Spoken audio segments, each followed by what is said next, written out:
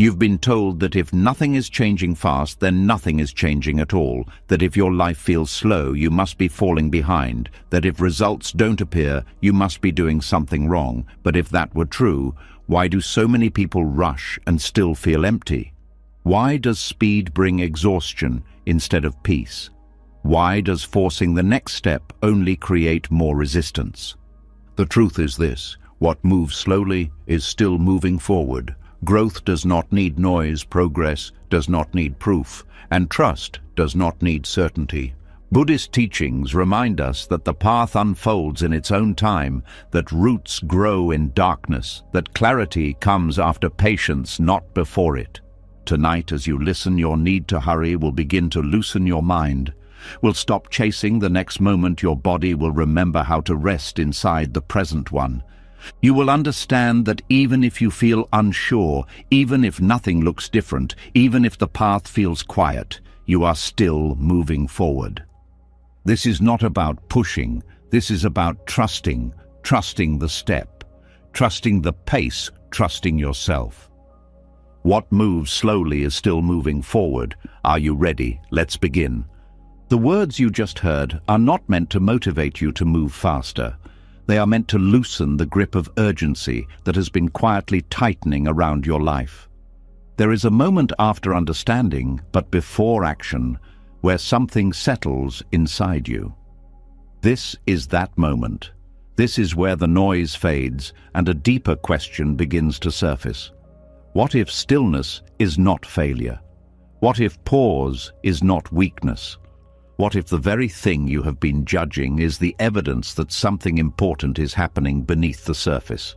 There is a quiet discomfort that comes when nothing seems to move. Not the loud pain of loss or the sharp shock of change, but a dull, persistent pressure. The kind that makes you question yourself late at night. The kind that whispers that you should be further along by now. That pressure is not accidental. It comes from a world that worships speed and mistakes motion for meaning. When movement slows, fear rushes in to fill the space. Fear tells you that stillness means you are stuck. But this fear does not understand how growth truly works. Remaining still is often harder than moving forward or backward. Forward motion carries hope. Backward motion carries familiarity. Stillness carries uncertainty. When you stay where you are without clear results, without applause, without reassurance, your mind has nothing to cling to. It cannot distract itself with progress or comfort itself with nostalgia. It is exposed, and that exposure is what makes stillness feel unbearable. Yet this is precisely why it holds so much power. In Buddhist understanding, effort is not measured by visible change. It is measured by intention and direction. If you are not moving backward, you are already doing something rare. Regression is easy. Old habits wait patiently. Old patterns do not need effort to return. They pull you like gravity. Resisting them requires energy, awareness, and restraint. That resistance may look like nothing from the outside, but internally it is active, alive, and demanding. Holding your ground when it would be easier to collapse is a form of motion that most people never learn to respect. Inertia is usually described as laziness or lack of motivation, but spiritually, inertia often appears at moments of deep transition, when an old identity no longer fits but a new one has not yet formed. Movement slows. You cannot rush this space because you do not yet know who you are becoming. Forcing action here often leads to choices rooted in fear rather than truth. Stillness becomes a kind of protection. It keeps you from building your future on unstable ground. There is also a hidden discipline in not reacting. When something inside you wants to escape discomfort by making any move at all, choosing to stay is an act of strength. It trains the mind to tolerate uncertainty without panic. It teaches the nervous system that not everything unresolved is dangerous. Over time, this creates inner stability. A person who can remain steady without constant progress becomes very hard to shake. Many people believe that growth must feel inspiring or productive, but real growth often feels dull, slow, and even pointless while it is happening. Seeds do not announce themselves while they are underground. They do not rush, they do not compare themselves to other seeds. They respond only to conditions. When conditions are not right, they wait. This waiting is not passive. Inside the seed, complex processes are unfolding, but nothing is visible yet. Resisting regression is one of the most misunderstood forms of progress. Not returning to what harmed you before may not feel like success, but it is. Not repeating the same mistake again may not feel like achievement, but it is. Every time you choose not to act from old fear, old anger, or old self-doubt, you are redirecting the course of your life. Even if nothing new has appeared yet, something destructive has been prevented. That matters more than you think. The mind struggles with this because it prefers clear markers. It wants milestones, confirmation, and speed. Silence feels like failure to the mind because silence gives no feedback. But silence is often where the most important recalibration happens. When external input slows, internal awareness sharpens. You begin to notice subtle reactions. You see patterns you were too busy to see before. You catch impulses before they turn into actions. This awareness is not flashy, but it is foundational. There is also a deep humility that comes with slow movement. Speed often inflates the ego. It creates the illusion of control. Slowness strips that away. It reminds you that not everything bends to your will. This humility is not meant to weaken you. It is meant to align you with reality. When you stop fighting the pace of your life, you begin to work with it instead. And that cooperation creates a kind of quiet momentum that does not burn you out. Stillness also exposes the stories you tell yourself. When there is no progress to point to, the mind fills the gap with judgment. You may notice harsh inner voices becoming louder. This is not a sign that stillness is wrong. It is a sign that you are finally hearing what was always there. These stories lose power only when they are seen clearly. Movement often keeps them hidden. Stillness brings them to the surface so they can be understood and released. There is an important distinction between stagnation and conscious pause. Stagnation comes from avoidance. Pause comes from awareness. Stagnation numbs. Pause listens. When you remain still because you are afraid to act, energy contracts. When you remain still because you are learning, energy gathers. From the outside, these states look identical. Internally, they feel very different. One drains you, the other quietly prepares you. Many spiritual traditions recognize that life moves in cycles. Expansion is followed by contraction. Action is followed by rest. Ignoring this rhythm creates imbalance. When you try to expand endlessly, you exhaust yourself. When you allow contraction without shame, you recover wisdom. Stillness is not the end of movement. It is the reset that makes meaningful movement possible. Trust is not built during moments of success. It is built during moments when you keep going without evidence. When you do not abandon yourself just because results are delayed. Each time you stay present instead of running, trust deepens. Not trust in outcomes, but trust in your ability to remain steady, regardless of outcomes. This kind of trust cannot be taught quickly. It is earned through repetition in quiet moments no one sees. There is also courage in not performing. In a world that rewards visibility, choosing not to display your progress takes strength. You learn to separate your worth from external validation. You begin to act from inner alignment rather than approval. This shift changes everything. It makes your growth less fragile. When progress is not dependent on recognition, it becomes sustainable. Remaining still can feel like standing against a strong current. Everything around you urges you to rush, compare, and prove. Choosing slowness is a form of resistance. Not rebellion fueled by anger, but resistance rooted in wisdom. You stop allowing fear to dictate your pace. You move when movement is true, not when pressure demands it. Over time, something subtle happens. The anxiety tied to progress loosens. You stop measuring your life in visible achievements alone. You begin to notice internal shifts, how you respond differently than before, how certain triggers no longer pull you as strongly, how you can sit with discomfort longer without needing to escape. These changes are easy to dismiss, but they are signs of real transformation. When momentum finally returns, it feels different. It is calmer, less desperate, more precise. You are no longer moving to prove something. You are moving because the next step is clear. This clarity often comes quietly, without drama. It arises not from effort, but from readiness. And readiness cannot be rushed. What appears to be inertia is often integration, lessons settling, identity reorganizing, values aligning. When you respect this process instead of fighting it, you save yourself years of unnecessary struggle. You stop trying to outrun your own becoming. Remaining still does not mean you are doing nothing. It means you are doing something invisible, something essential, something that does not announce itself until it is complete. And when it is, the movement that follows carries a strength that speed alone could never create. This is how forward momentum can exist without visible motion. This is how not falling back becomes a victory. This is how trust begins to replace urgency.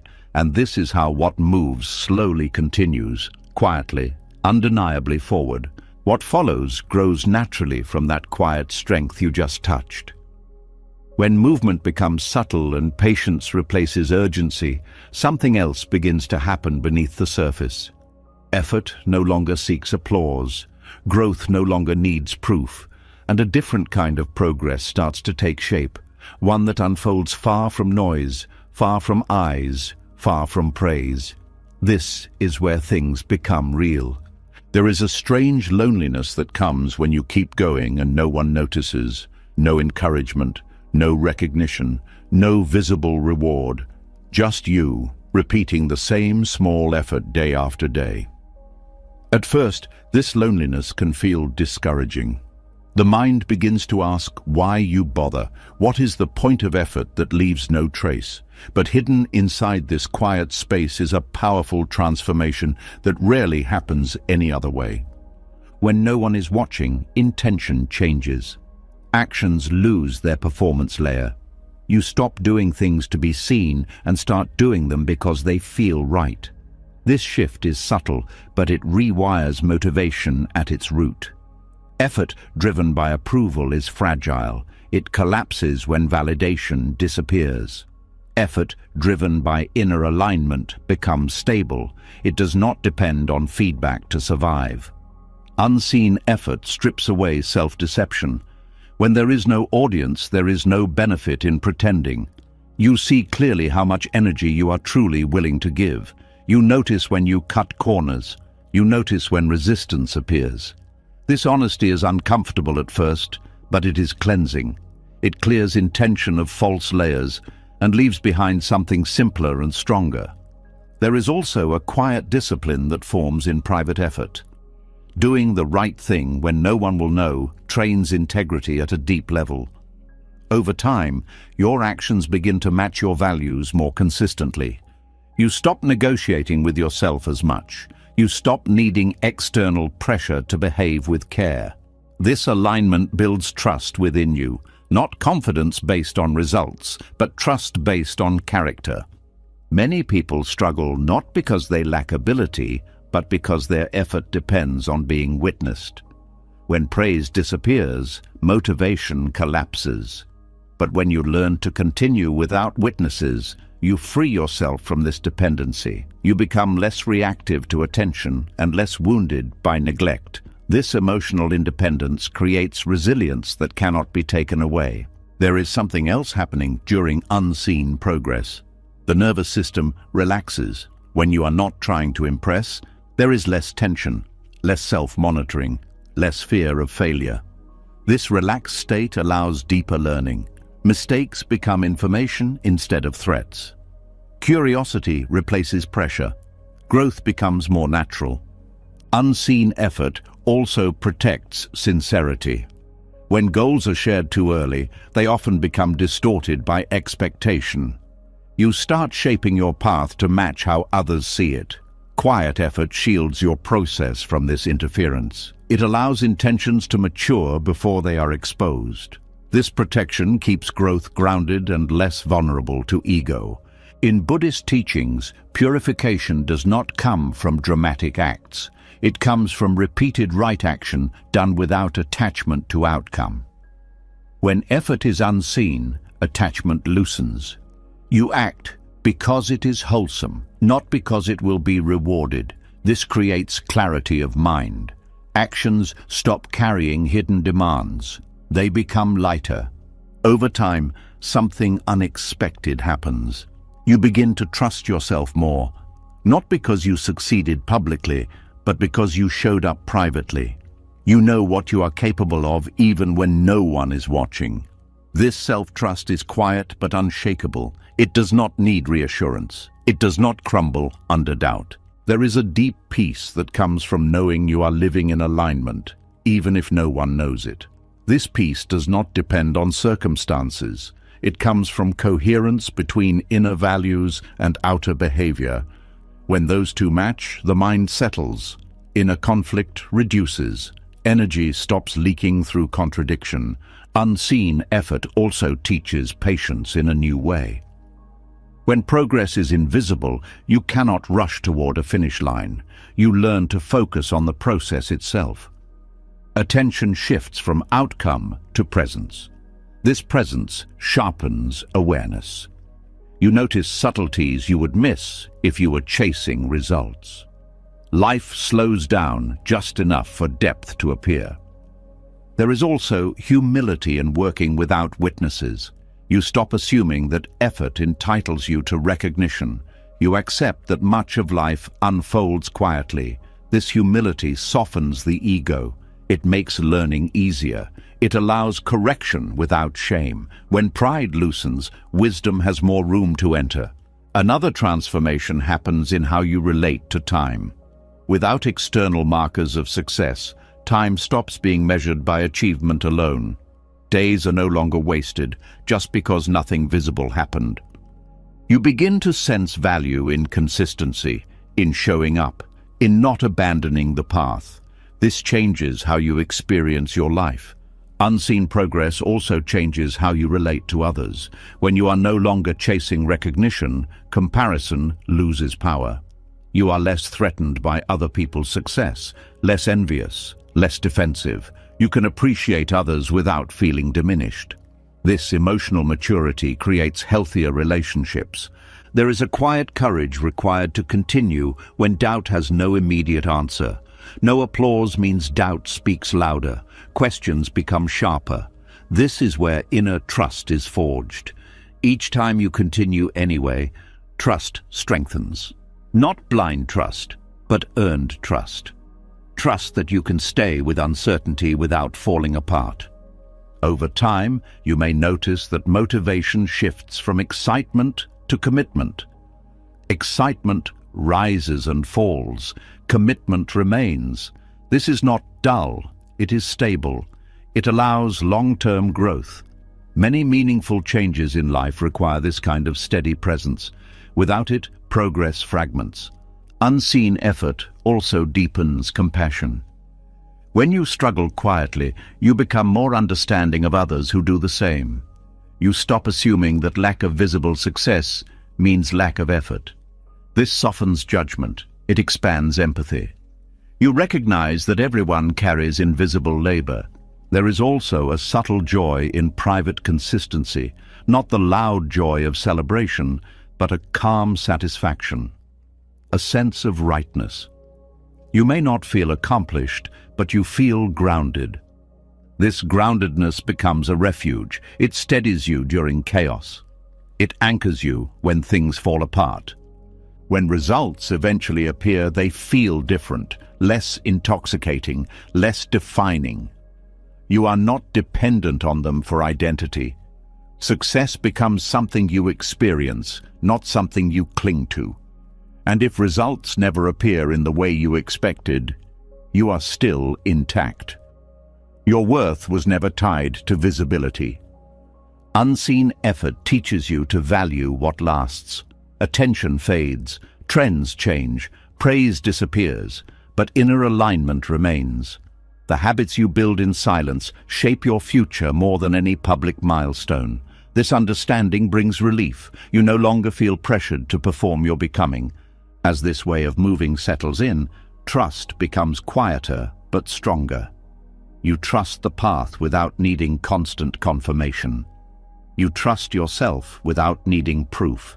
This trust does not eliminate doubt. It holds doubt without being ruled by it. That is its strength. This kind of progress cannot be rushed or displayed. It matures slowly, deepening roots before growing branches. It prepares you for responsibility without inflating ego. It gives you stability before expansion. When life eventually asks more of you, you will not be scrambling to become ready. You already are. What grows without witnesses grows with integrity. What is built in silence stands longer. And what is practiced when no one is watching becomes who you are when everything is. What grows in silence prepares you for something few people talk about. After patience, after unseen effort, there comes a moment that feels heavier than all the rest. A moment when nothing feels worth continuing. Not dramatic, not loud, just tired, just thin. This is the place where many paths quietly end. Not because they were wrong, but because staying became harder than leaving. There is a point on every meaningful path where effort stops feeling noble and starts feeling foolish. The mind no longer asks for encouragement. It asks for relief. This is the moment just before abandonment. Not the moment of quitting itself, but the moment when quitting feels reasonable, logical, even kind. Buddhism pays close attention to this moment because it is not a failure point, it is a threshold. Almost giving up is not weakness. It is a sign that something deep is being touched. When surface motivation burns out, what remains is truth. You find out why you were walking this path in the first place. If your reason was ego, praise, or reward, the path ends here. If your reason was alignment, meaning, or inner clarity, the path changes shape but continues. In Buddhist teaching, staying does not mean forcing yourself to endure suffering blindly. It means not abandoning awareness. When the urge to quit arises, it is not pushed away or obeyed immediately. It is observed. That observation alone creates space. In that space, you are no longer just reacting. You are practicing wisdom. The mind is skilled at disguising fear as logic. At the edge of endurance, it produces convincing arguments. It says, "This is pointless." It says, "Nothing will change." It says, "You have already given enough." These thoughts feel calm and reasonable because they are tired thoughts. Buddhism does not argue with them. It watches them, and in watching, their authority weakens. There is something sacred about staying when hope is low. Not dramatic hope, but the simple willingness to remain present. This kind of staying strips effort down to its essence. You are no longer chasing improvement. You are simply refusing to turn away. That refusal is not stubbornness. It is devotion to awareness itself. Many people believe transformation comes from breakthroughs. Buddhism points to something quieter. Transformation often happens in the moment you decide not to escape discomfort. When you stay with confusion without demanding clarity. When you stay with effort without demanding results. This staying reshapes the mind more deeply than success ever could. Success reinforces identity. Staying dissolves it. When you succeed, the self grows stronger. When you stay through difficulty without reward, the self loosens. This loosening is essential for wisdom. A rigid self cannot see clearly. A softened self can. The moment before giving up is also the moment when attachment becomes visible. Attachment to outcome, attachment to progress, attachment to being someone who is improving. When these attachments are threatened, suffering spikes. Buddhism teaches that suffering does not mean you are on the wrong path. It often means you are seeing attachment clearly for the first time. Staying does not guarantee external change. That is not its promise. Its promise is internal freedom. When you stay without guarantees, you learn that you can survive uncertainty. That realization changes your relationship with fear. Fear loses its power to command immediate action. There is also compassion hidden in staying. When you experience the urge to abandon something you once cared about, you understand others more deeply. You stop judging people for quitting. You see how heavy it can feel. This compassion softens your view of the world. It makes you less rigid, less harsh, more human. Buddhism speaks often of the middle way. Almost giving up is where extremes reveal themselves. Force says, push harder no matter what. Escape says, leave now to end discomfort. Staying without force or escape is the middle. It requires sensitivity, listening, adjusting without abandoning. This kind of staying is not passive, it is attentive. You may change how you practice, you may rest, you may simplify, but you do not sever your relationship with the path itself. You remain in conversation with it. This ongoing relationship is what allows growth to continue even when form changes. There is a subtle confidence that forms when you stay through difficulty. Not confidence in outcome, but confidence in your capacity to remain present. This confidence does not announce itself. It shows up later, when life presents another challenge, and you do not panic as quickly. You recognize the territory. You have been here before. Almost giving up also reveals impermanence in a personal way. Motivation rises and falls. Desire fluctuates. Certainty dissolves. Seeing this directly weakens the belief that you must feel inspired to continue. You learn that commitment can exist without enthusiasm. This is a mature form of practice. Buddhist monks are taught that when the urge to leave arises, they should stay a little longer, not forever, just long enough to understand the urge. Often, what they find is not a true calling to leave, but exhaustion, loneliness, or doubt. These states pass. Decisions made from them often do not age well. Staying through this moment teaches discernment. You learn the difference between wisdom and avoidance. Sometimes leaving is right. But leaving from clarity feels different than leaving from fatigue. Staying long enough allows that difference to become clear. There is also humility in staying. You stop assuming you know how things should unfold. You accept that growth does not follow your preferred timeline. This humility opens you to learning that success would have closed off. When you are no longer trying to win, you can listen. The Dharma does not promise comfort. It promises clarity. The moment before giving up is where clarity can deepen most. When illusions fall away, when narratives collapse, when only presence remains. This presence is not exciting, it is honest. And honesty is transformative. Many people reach this point and assume something has gone wrong. Buddhism suggests the opposite. This may be the moment when practice becomes real. Before this, effort was fueled by hope. After this, it is fueled by understanding. Staying also changes your relationship with failure. You realize that quitting is not the only failure. Abandoning awareness is. As long as awareness remains, the path continues, regardless of form. This realization removes much of the fear around getting things wrong. Over time, staying builds quiet resilience. Not the loud kind that boasts endurance, but the steady kind that does not break easily. This resilience is flexible. It bends without collapsing. It allows you to adapt without losing yourself.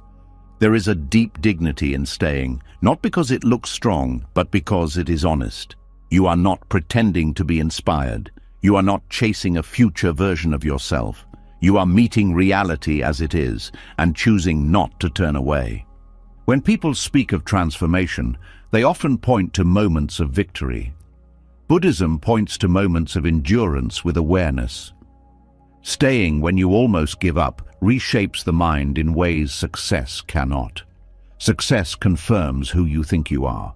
Staying reveals who you actually are beneath effort. Eventually, the intensity of almost giving up passes. Not always quickly, but it passes. What remains is a deeper trust. Not trust that things will work out, but trust that you can remain present even if they do not. This trust is freedom. From this place, the path continues, not because you forced yourself, but because something inside you clarified. You stayed long enough for illusion to burn out. You stayed long enough for truth to surface quietly. And that quiet truth carries you forward, not with excitement, but with depth. What happens after you choose to stay is not what most people expect. There is no sudden reward, no clear sign that tells you that you made the right choice. Instead, life often slows down even more. The path becomes quieter, progress becomes harder to explain, and this is where a new misunderstanding appears. The mind starts to believe that slowness means delay. Buddhism offers a different view. It teaches that slow growth is not an obstacle to wisdom. It is the way wisdom is protected. When something grows too fast, it becomes fragile. It has not learned how to hold its own weight. In human development, this fragility shows up as ego.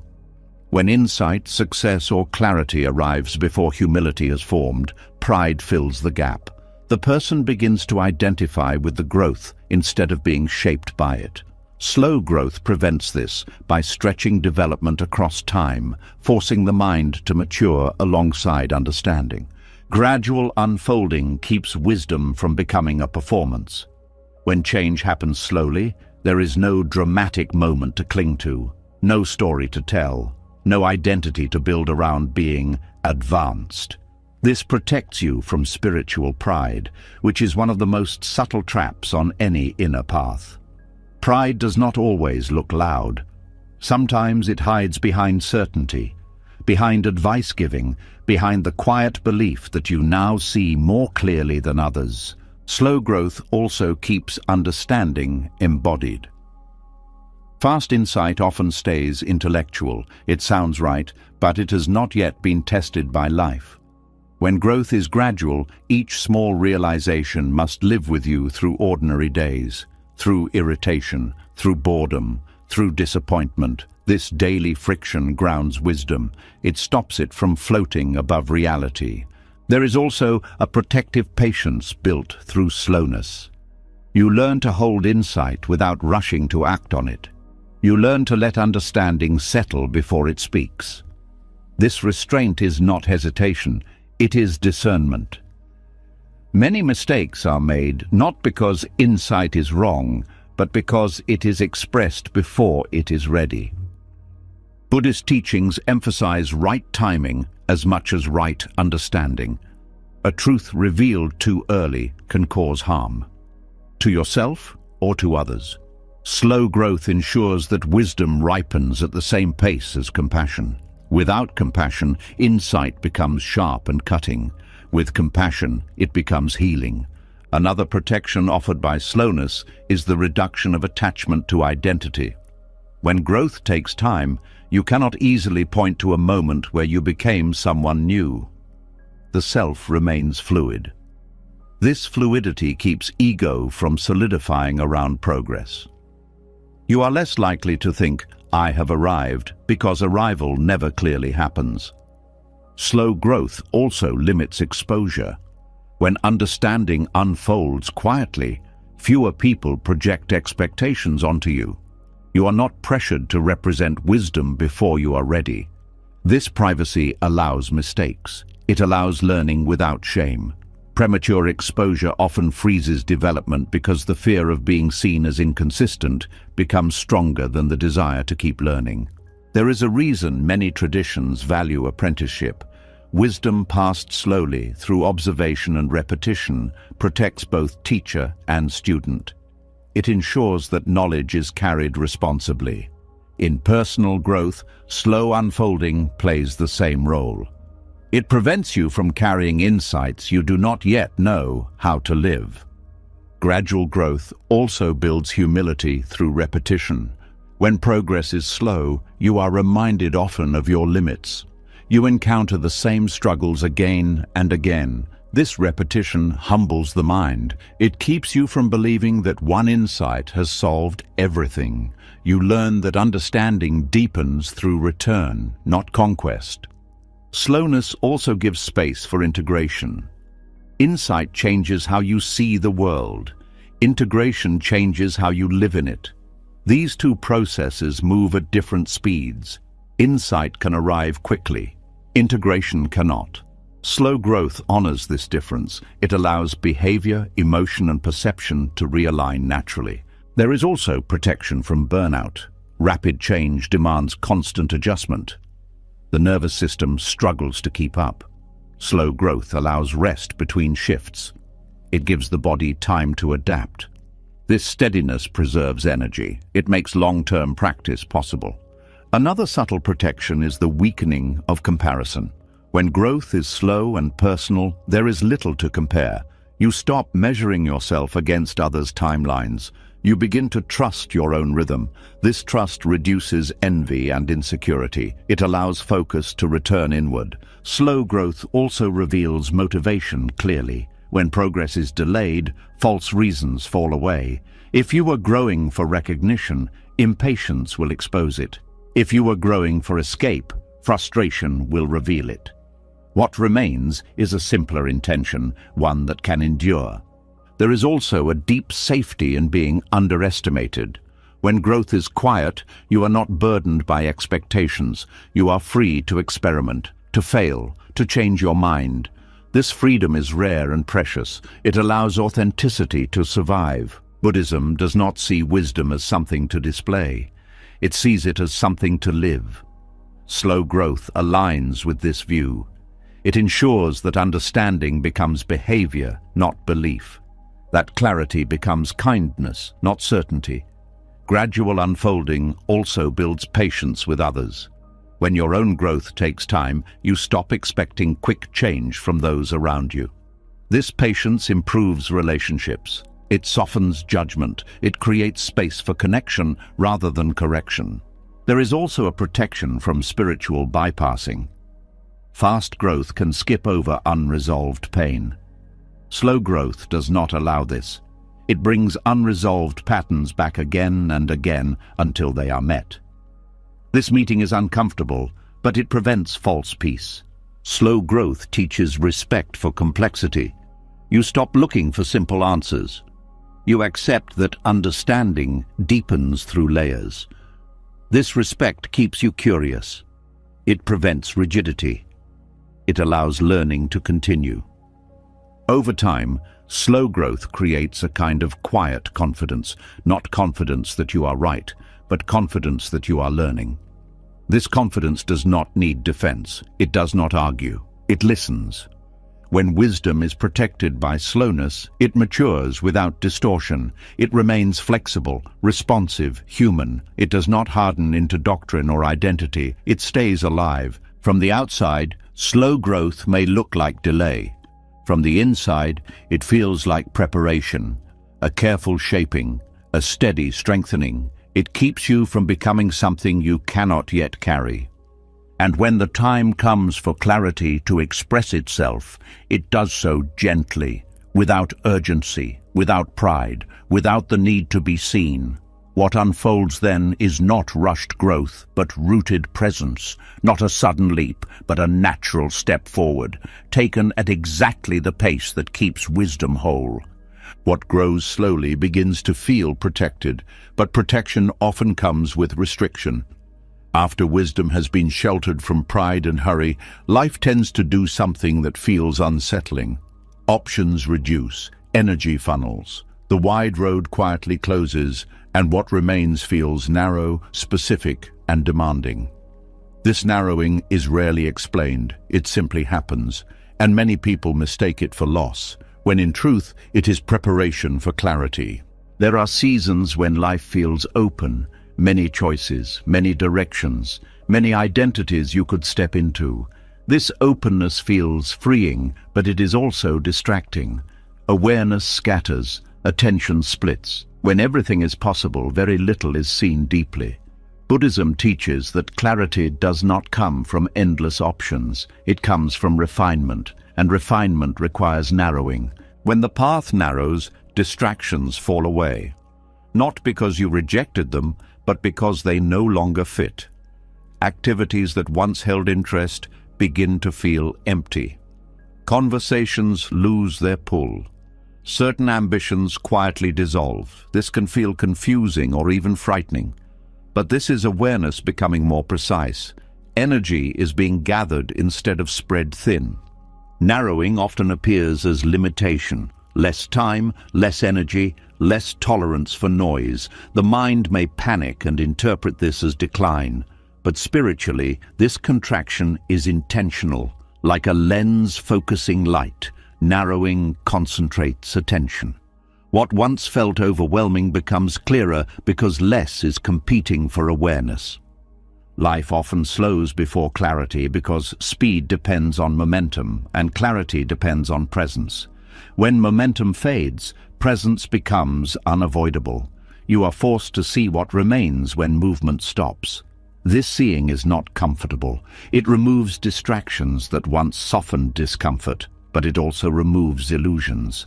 When the path narrows, you are asked to choose depth over breadth, to stay with one question instead of many, to listen longer, to respond slower. This deepening sharpens perception. You begin to notice subtle patterns, small reactions, quiet truths that were always there but never held long enough. Buddhist practice values simplicity not as an aesthetic, but as a function of awareness. Too much input dulls perception. Narrowing reduces input. It creates space for discernment. You stop reacting to everything and start responding to what matters. This narrowing also refines values. When options disappear, priorities reveal themselves. You see what you are unwilling to let go of. You notice what remains meaningful even when convenience is gone. This is not something you decide intellectually, it is something life shows you through absence. Many people resist this phase because it feels like being cornered. The mind prefers escape routes, but narrowing removes escape. It invites intimacy with experience. You can no longer skim the surface. You are brought closer to what is essential. Clarity often arrives not as a new insight, but as the removal of confusion. Narrowing does this quietly. By taking away what is unnecessary, it allows what is true to stand out. This process feels subtractive, not additive.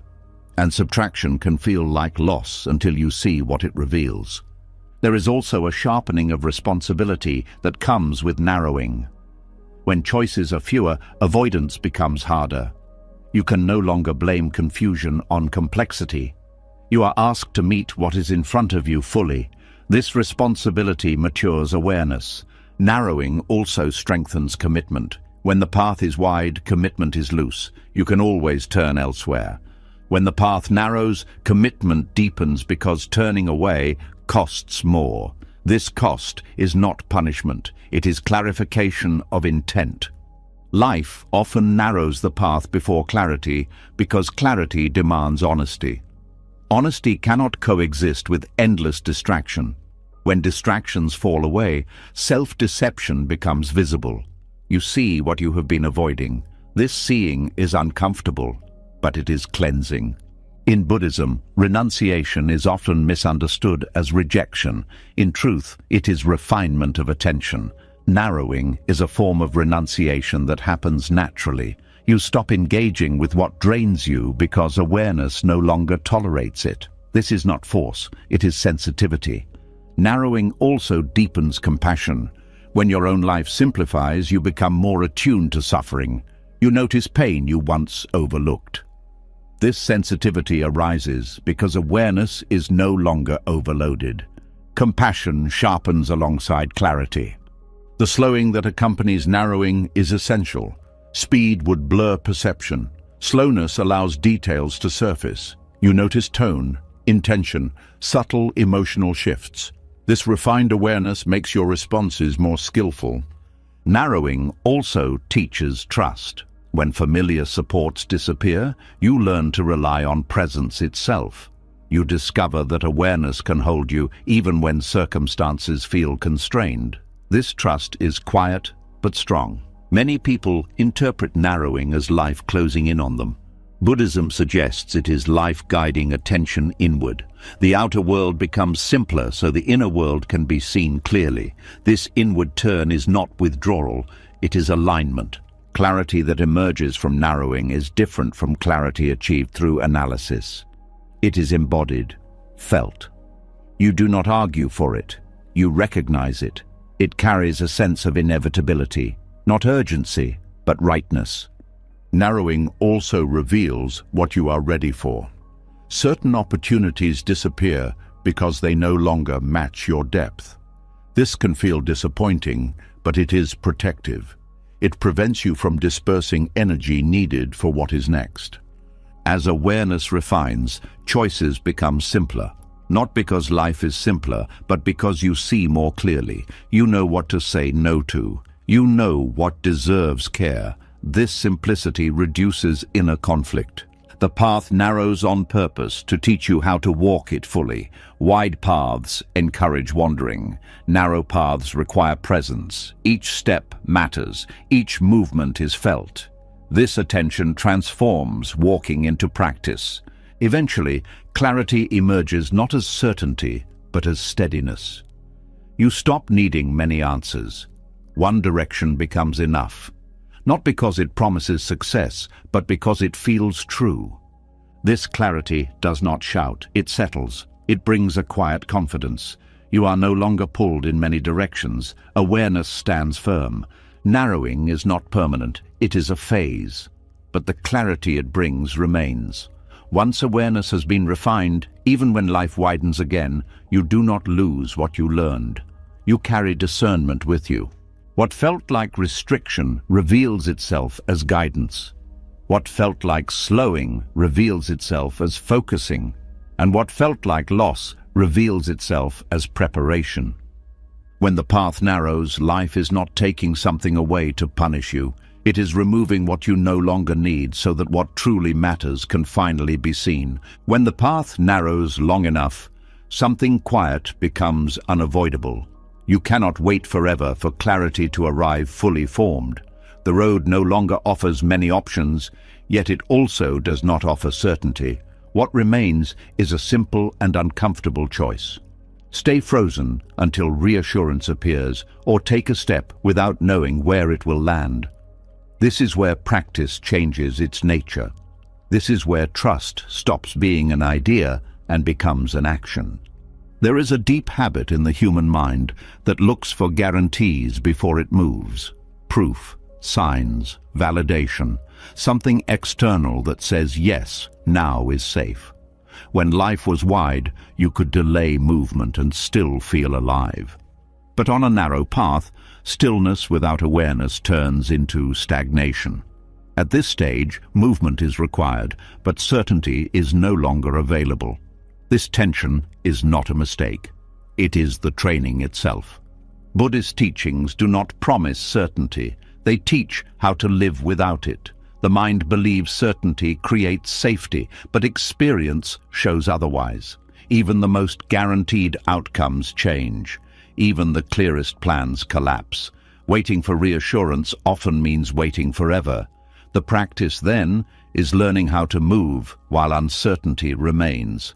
Moving without certainty does not mean acting recklessly. It means acting without emotional insurance. You step not because you are sure it will work, but because staying still no longer feels honest. This honesty becomes your compass. It replaces prediction with presence. At first, this feels frightening. The mind protests. It says you are risking too much. It says you should wait a little longer. But waiting here is not neutral. Waiting carries its own cost. Energy begins to dull. Awareness weakens. Doubt grows louder. Buddhism recognizes that clinging to certainty can become another form of attachment. Trusting the step itself means shifting attention from outcome to intention. You stop asking where this will lead and start asking whether this step is aligned. Alignment becomes more important than success. This changes how decisions are made. You act from clarity in the present, not from fantasy about the future. This kind of movement is slow by necessity. Each step is felt. You cannot rush because there is no script to follow. This slowness sharpens awareness. You notice hesitation, you notice impulse, you notice fear trying to disguise itself as logic. Each step becomes a moment of practice. Moving without certainty also humbles the ego. The ego likes to know. It likes to appear confident. Acting without guarantees exposes vulnerability. You may have to admit you do not know what you are doing. This admission is not weakness. It is honesty. And honesty keeps learning alive. There is also a quiet courage required here, not the dramatic courage of bold declarations, but the steady courage of continuing without applause or confirmation. You may not feel brave, you may feel unsure. Courage here is not a feeling, it is a choice to proceed gently despite uncertainty. Buddhism teaches that clinging to outcomes creates suffering. Moving without certainty loosens this clinging. You act, but you release the demand that things unfold a certain way. This release does not make you passive. It makes you flexible. You adjust without collapsing. There is a subtle freedom in this practice. When you stop needing reassurance, fewer things can control you. Fear loses leverage. External opinion loses power. You are no longer waiting for permission to live in alignment. This independence is not isolation, it is inner stability. Moving without certainty also deepens presence. When you cannot rely on future outcomes, attention returns to the step itself, how it feels, what it requires. Presence becomes practical, not philosophical. You are here because here is all you can work with. This practice also reveals how often the mind seeks signs to avoid responsibility. If a sign tells you what to do, you are not accountable. When signs are absent, responsibility returns to you. This can feel heavy, but it is also empowering. You learn to trust your capacity to choose wisely, even without guarantees. There is also learning in mistakes made without certainty. When you act from alignment rather than prediction, mistakes become feedback instead of failure. You learn faster because you are not defending an identity built on being right. This openness accelerates wisdom in ways certainty never could. Moving without certainty strengthens intuition, not mystical intuition, but the quiet sensitivity to what feels right in the body and mind. This sensitivity grows through use. The more you listen, the clearer it becomes. Certainty would dull this sensitivity. Uncertainty sharpens it. This practice also reduces anxiety over time. Anxiety feeds on imagined futures. When you act without certainty, you stop rehearsing futures you cannot control. Attention returns to what is actually happening. The nervous system slowly learns that uncertainty is survivable. There is also a deep respect for impermanence here. You accept that whatever results arise will change. This acceptance softens attachment. You enjoy progress without clinging.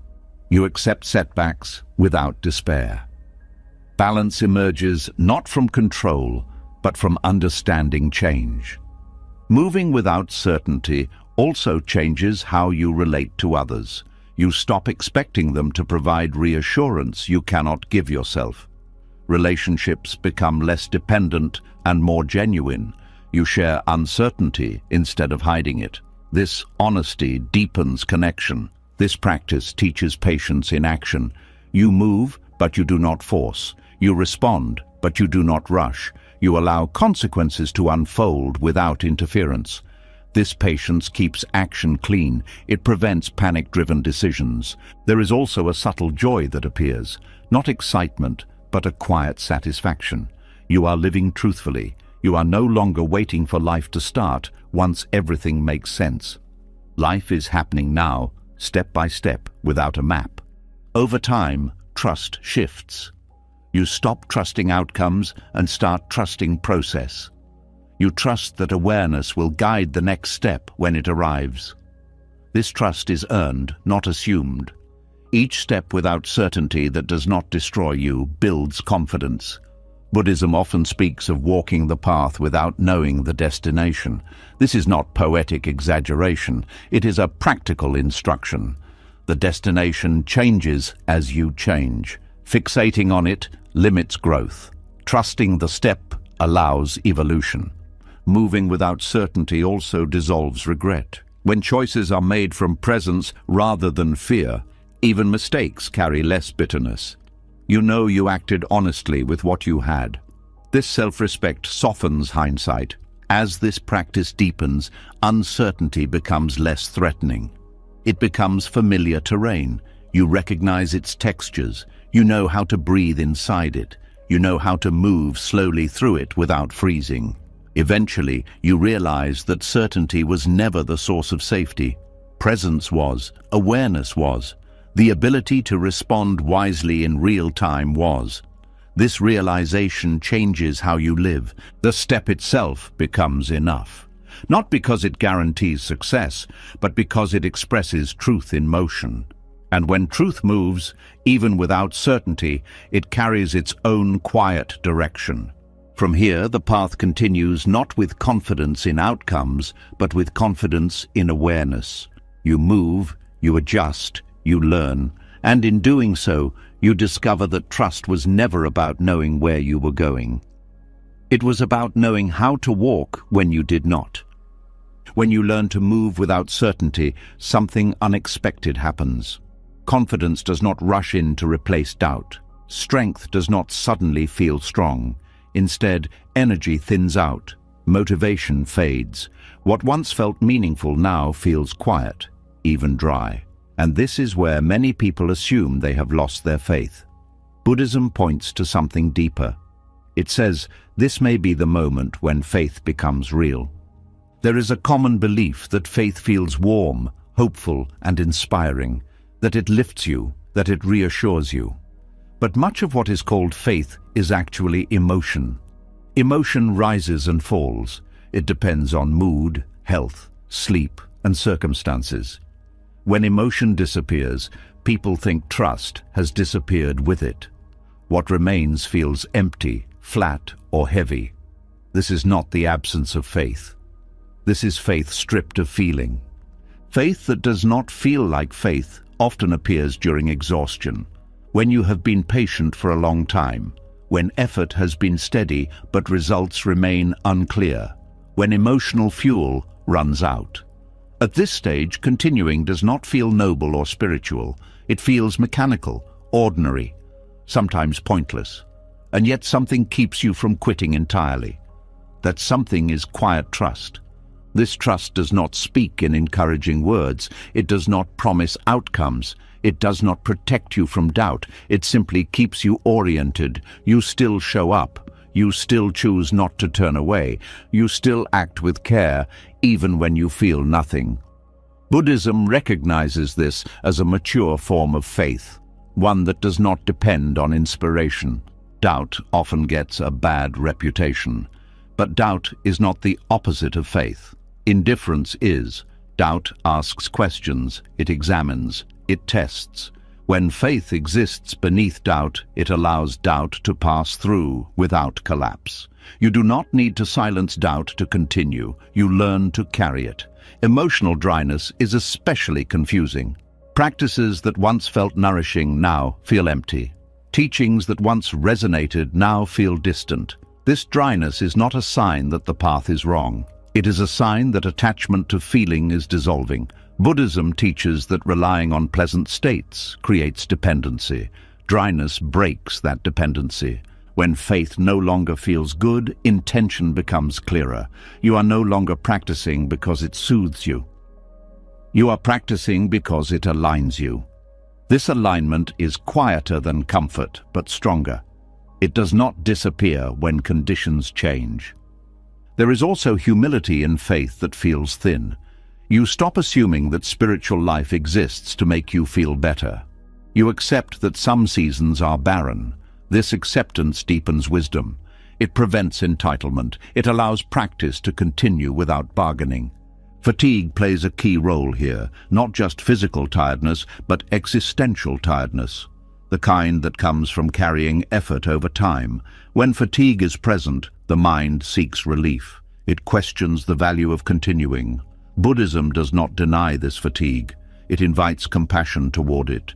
You are not asked to be energetic. You are asked to be honest. Faith beneath fatigue looks like doing less, but not quitting. It looks like simplifying, reducing effort to what is essential, letting go of excess striving. This faith is gentle. It respects limits. It does not punish you for being tired. There is also a deepening of sincerity. When enthusiasm fades, what remains is real. You are no longer driven by excitement or identity. You continue because something inside knows this matters, even if it cannot explain why. This knowing is not loud, it is steady. Faith that does not feel like faith also protects you from spiritual comparison. When you are not glowing with inspiration, you stop trying to appear advanced. You become more human. This humanity allows connection. It removes the pressure to perform belief. Buddhism often speaks of equanimity. This is not emotional numbness. It is balance. Faith beneath dryness contributes to equanimity. You learn to remain steady regardless of inner weather. Pleasant states do not inflate you. Unpleasant states do not define you. There is also freedom here. When faith is no longer tied to feeling, you stop chasing spiritual highs. You stop fearing lows. Practice becomes integrated into life rather than separate from it. This integration is a sign of maturity. Doubt continues to arise, but it changes shape. It becomes less personal. You see it as a mental event rather than a verdict. You do not need to resolve every question to continue. You allow uncertainty to exist without making it a problem. Faith beneath doubt is not blind. It is patient. It allows understanding to unfold slowly. It does not demand immediate clarity. This patience reduces inner conflict. You stop fighting your own mind. There is also resilience here. When trust does not rely on feeling, it survives hardship. Loss, disappointment, and confusion do not destroy it. They pass through it. This resilience is quiet but enduring. Emotional dryness also teaches compassion toward others. When you experience spiritual emptiness, you recognize it in others. You stop judging those who feel distant from meaning. This compassion expands awareness beyond self. Faith beneath fatigue also changes how you relate to effort. You stop overexerting. You learn to pace yourself. This pacing allows long-term continuity. Many people burn out because they confuse intensity with devotion. Quiet faith knows the difference. There is a subtle dignity in continuing without inspiration. You are not trying to prove anything. You are honoring a commitment to awareness. This dignity strengthens self-respect. Over time, dryness passes, not suddenly, gradually. And when warmth returns, it feels different, less intoxicating, more grounded. You appreciate it without clinging. You know it will pass again. This knowing keeps balance. Faith that does not feel like faith also teaches trust in process. You learn that meaning is not always felt. Sometimes it is lived first and felt later. This reverses the usual order. You act before you feel certain. You feel aligned before you feel inspired. This kind of faith is invisible. Others may not recognize it. Even you may doubt it exists, but it shows itself through consistency, through restraint, through kindness that persists without reward. Buddhism does not ask you to feel faithful. It asks you to remain aware. Awareness continues regardless of emotion. When awareness continues, faith is present, even if it feels absent. As you move through this phase, something settles. You stop asking whether you believe enough. You stop measuring devotion by emotion. You simply continue. And in that continuation, trust deepens without announcing itself. Faith beneath doubt, fatigue, and dryness is not dramatic. It is ordinary, and because it is ordinary, it lasts. It becomes part of how you live rather than something you feel. From here, trust no longer needs to prove itself. It does not need to be named. It functions quietly, guiding you through days that feel empty and days that feel full without clinging to either. And this quiet trust carries you forward, not by lifting you, but by holding you steady when nothing else does. When faith no longer feels warm and trust continues quietly, the mind does not relax. It looks for proof. It looks for movement. And when it finds silence instead, it begins to worry. This is where another misunderstanding takes hold. The mind starts to believe that nothing happening means something has gone wrong. Silence becomes suspicious. Stillness feels like failure. And without noticing, worth becomes tied to noise. The mind is trained by repetition. From early on, it learns that activity is praised and quiet is questioned. Effort is celebrated when it is visible. Progress is validated when it is measurable. Over time, this conditioning becomes automatic. When the mind does not hear its own noise, it assumes it has stopped working. When there is no inner commentary, it assumes something is missing. Mental noise creates a sense of movement even when nothing meaningful is happening. Thoughts jump, plans form, worries cycle. This activity feels productive because it feels busy. Silence, by contrast, offers no such reassurance. It feels empty, and emptiness scares a mind that equates fullness with value. Speed becomes the mind's shortcut to worth. Fast decisions feel confident. Quick reactions feel intelligent. Immediate answers feel competent. Silence interrupts this pattern. It removes the illusion of control. Without constant thought, the mind does not know how to measure itself. So it reaches for familiar conclusions. It tells you that you are stuck, that you are falling behind, that you should be doing more. This illusion is reinforced by culture. Everything around you rewards speed, faster responses, faster growth, faster results. Quiet processes are invisible. Silence has no metrics, so the mind borrows the world's values and applies them inward. If there is no visible movement inside, it assumes there is no value. But silence is not the absence of activity, it is the absence of interference. When mental noise quiets, deeper processes become possible. Attention sharpens, sensitivity increases, awareness settles. These shifts do not announce themselves, they are subtle, and because they are subtle, the mind often overlooks them. The mind mistakes silence for failure because silence does not feed identity. Identity is built from stories. Stories require words. Silence interrupts storytelling. Without a narrative, the self feels undefined. And undefined feels unsafe to a mind that relies on labels to feel real. There is also a fear of being left behind. When silence slows you down, comparison becomes uncomfortable. Others appear to be moving, achieving, speaking, posting, producing. Silence creates the impression that you are out of sync. The mind interprets this as danger. It urges you to rejoin the noise to prove relevance. Buddhism recognizes this pattern as attachment to becoming. The mind wants to become something, to improve, to advance. Silence pauses this project. It removes the sense of becoming, and without becoming, the mind fears it is dissolving. In truth, it is resting. Silence also exposes dependency on thought. When thoughts slow, you see how often you relied on them for reassurance. Planning felt like control. Worry felt like preparation. Analysis felt like progress. Silence reveals that many thoughts were not helping. They were filling space. This realization can be unsettling. The mind may rush to recreate noise to avoid discomfort. It may invent problems, revisit old concerns, generate urgency, all to avoid the vulnerability of quiet. Unlearning the illusion that silence equals failure requires patience. You cannot convince the mind with logic alone. It must experience safety in silence. It must learn through repetition that nothing bad happens when thoughts slow. This learning begins by noticing how silence feels in the body. Often silence brings a subtle relaxation. Muscles soften, breathing deepens. This physical response is evidence that silence is not harmful. The body recognizes rest before the mind does.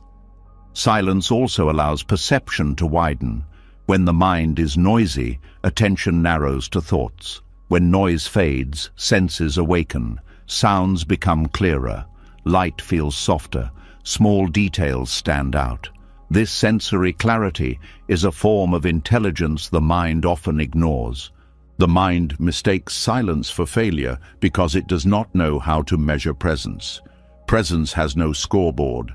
It does not accumulate points. It does not move toward completion.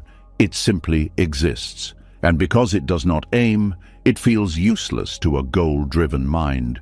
But presence changes how you respond.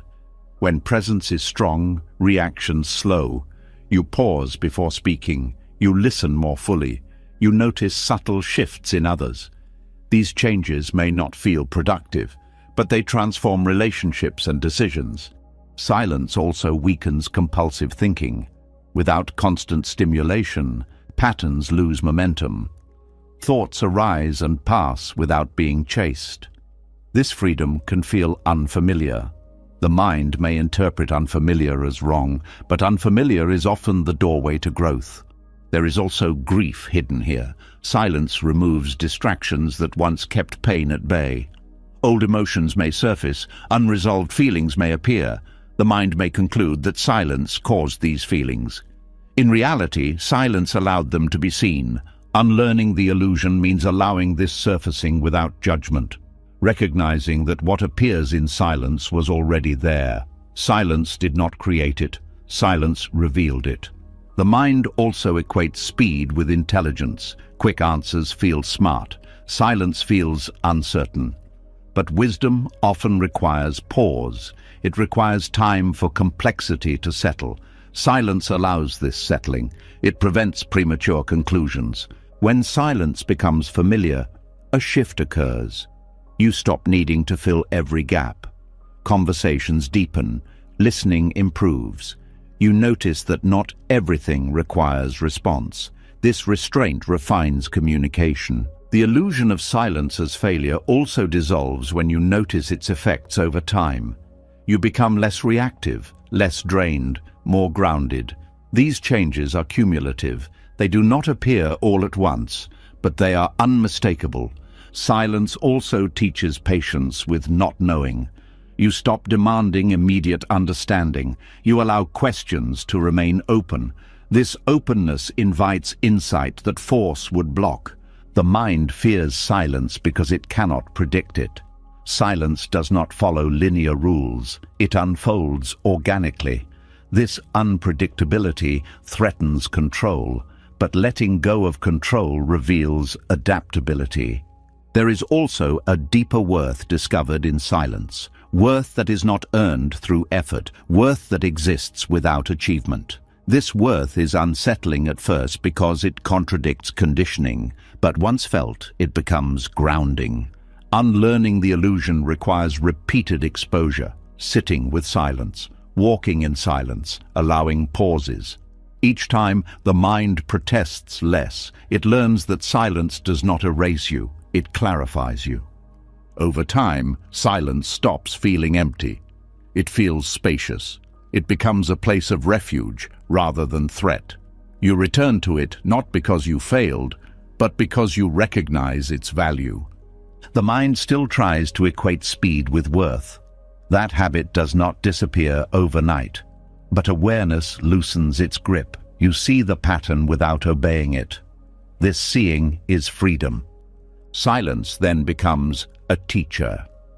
It shows you how much effort was unnecessary, how much noise was habit, how much worth was self-imposed pressure. From this place, movement becomes more intentional. You act because it is needed, not because silence feels uncomfortable. You speak because words add value, not because quiet feels wrong. The illusion fades gradually. Silence stops being a verdict and becomes a foundation, a place where awareness rests, where value is not measured, where trust continues quietly. And in that quiet you realize that silence was never failure. It was the space where meaning was learning how to breathe. When silence is no longer mistaken for failure, another tension quietly rises. You may begin to sense that effort has been sincere, awareness has deepened, and yet outcomes remain unchanged. Nothing obvious arrives to confirm the work you have done. This is where impatience turns subtle, not loud frustration, but a quiet question that lingers. When will this show results? Buddhism meets this question with a teaching that unsettles the modern mind. Karma ripens in its own time, not yours. There is a deep human habit of tying effort to schedule. You do something good and expect something good back soon. You practice patience and expect peace to arrive on cue. You change behavior and expect life to respond accordingly. This expectation feels reasonable, but it is not how causes unfold.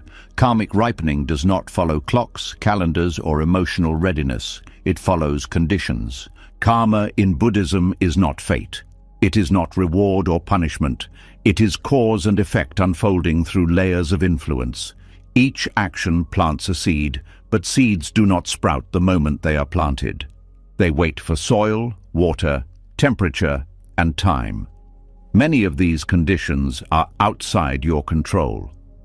The mind struggles with this lack of authority. It wants timelines. Karma does not offer them.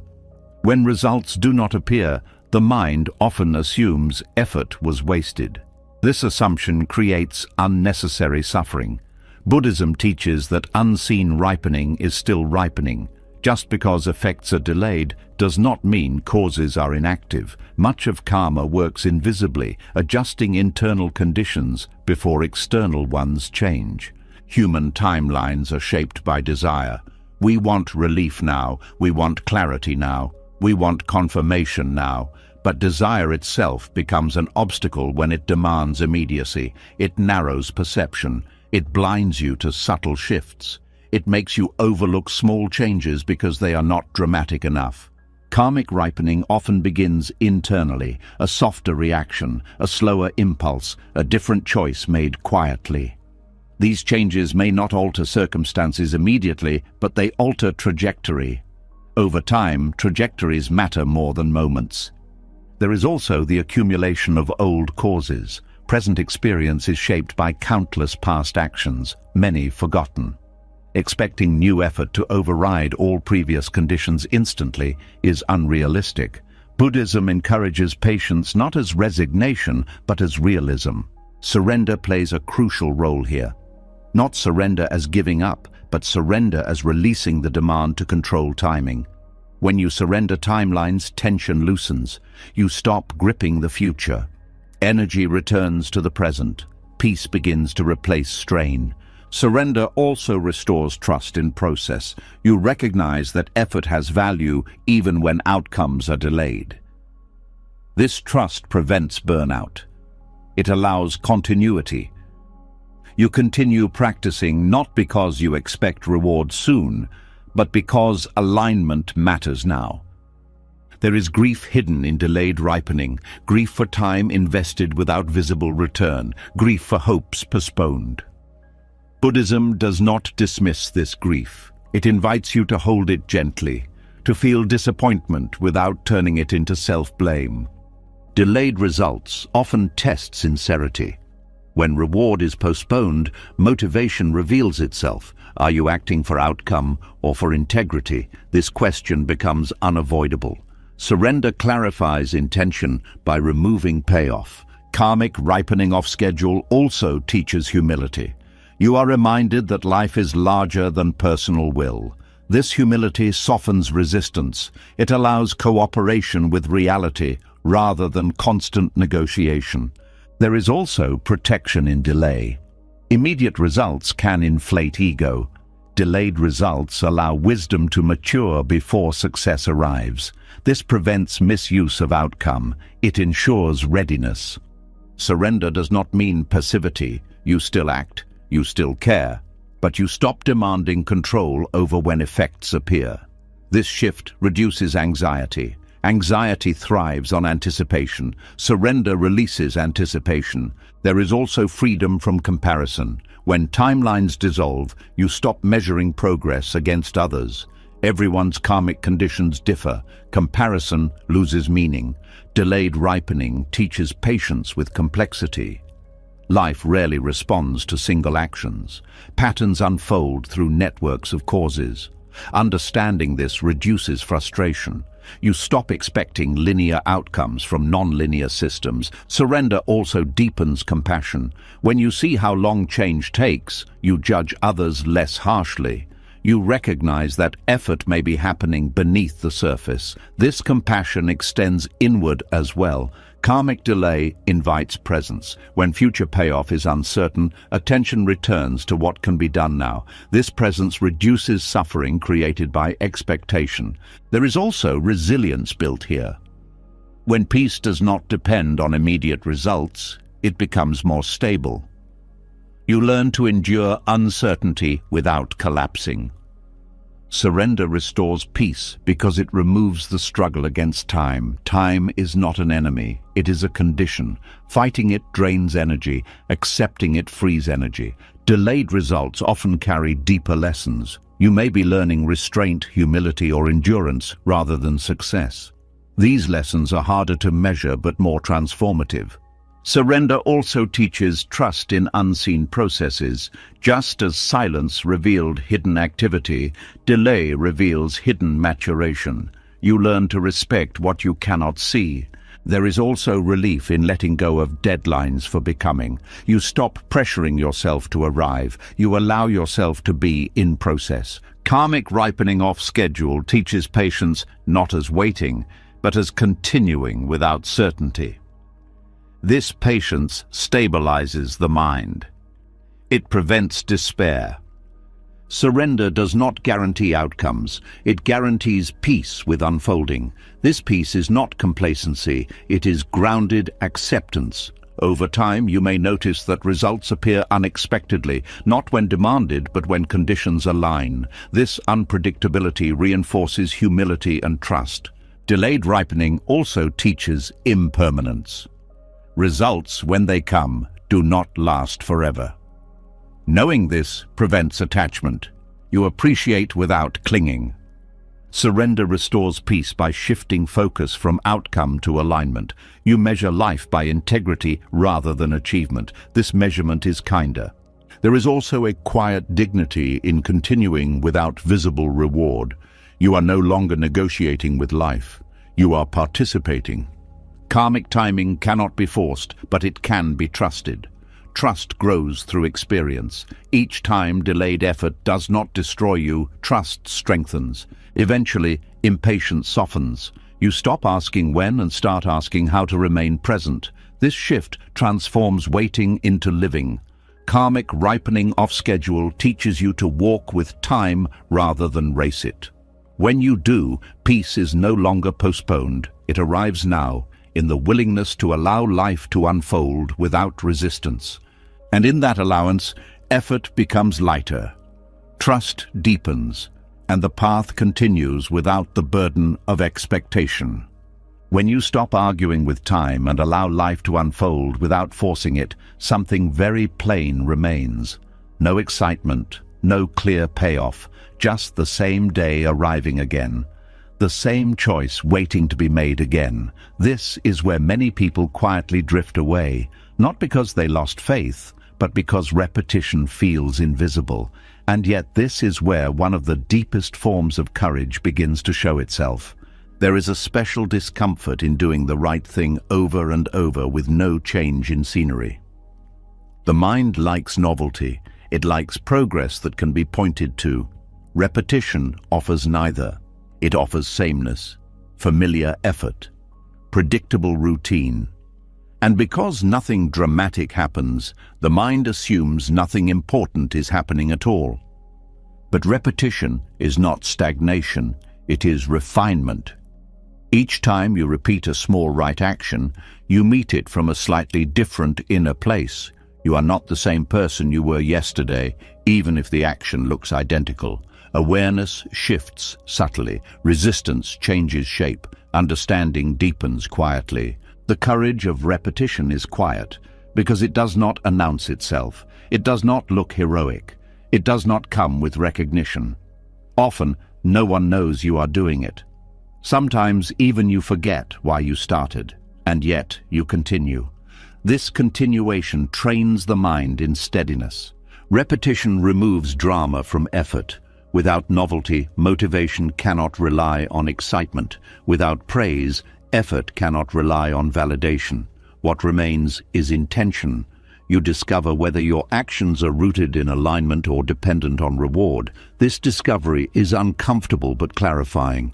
Doing the same small right action daily builds trust with yourself. Each repetition is a promise kept. Over time, these promises accumulate. You begin to see yourself as someone who does what they say they will do, even when it is boring. This self-trust is grounding. It does not depend on success. It depends on consistency. Repetition also softens impatience. When you know tomorrow will look similar to today, you stop rushing through the present. You settle into rhythm. This rhythm stabilizes the nervous system. Life feels less like a race and more like a practice. There is also humility in repetition. You accept that growth does not require constant reinvention. You stop trying to be impressive. You focus on being sincere. This humility protects you from ego inflation. It keeps effort clean. Small actions repeated daily also bypass resistance. Large goals trigger fear. Small actions feel manageable. Over time, these manageable actions reshape habits. Habits reshape character. Character reshapes destiny quietly. Repetition teaches patience with imperfection. You do not expect each action to be perfect. You expect it to be done. This reduces self-criticism. You learn to show up even when you feel off. This flexibility prevents burnout. There is also a deep reliability formed through repetition. Life becomes less chaotic because certain anchors remain. You know some things will be done regardless of mood. This predictability creates inner safety. Repetition without reward challenges the belief that effort must be compensated immediately. You learn to value the act itself. This shifts motivation from external to internal. Effort becomes its own meaning. In Buddhist practice, repetition is central, not because repetition is magical, but because it trains awareness. Each repetition is a chance to notice subtle changes. How does this feel today? Where does resistance arise? What has softened? These observations deepen insight. Repetition also reveals attachment. On days when repetition feels unbearable, you see what you are hoping to get from it. Recognition, relief, transformation. Seeing this attachment allows it to loosen. There is also courage in facing boredom honestly. Boredom is often a sign that the mind wants stimulation, not that the action lacks value. Staying present through boredom strengthens attention. Attention becomes less dependent on excitement.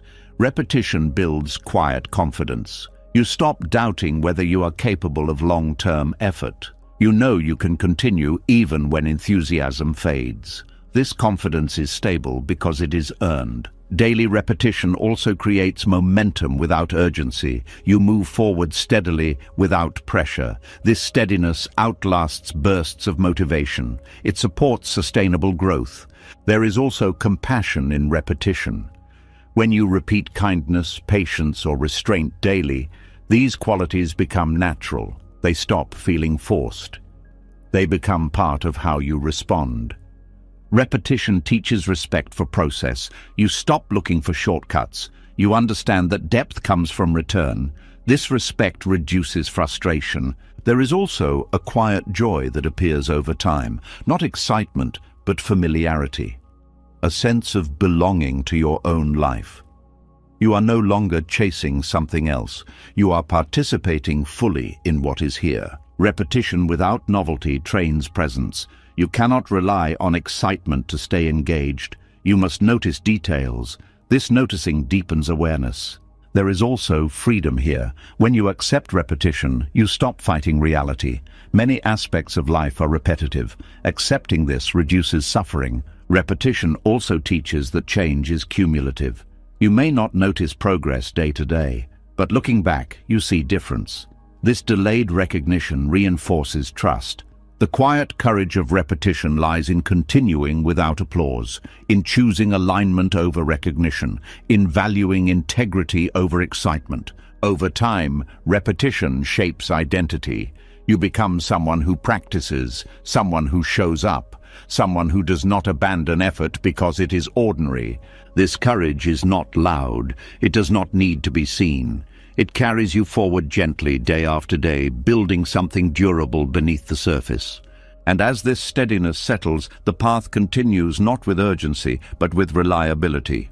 You walk not because it is thrilling, but because it is true.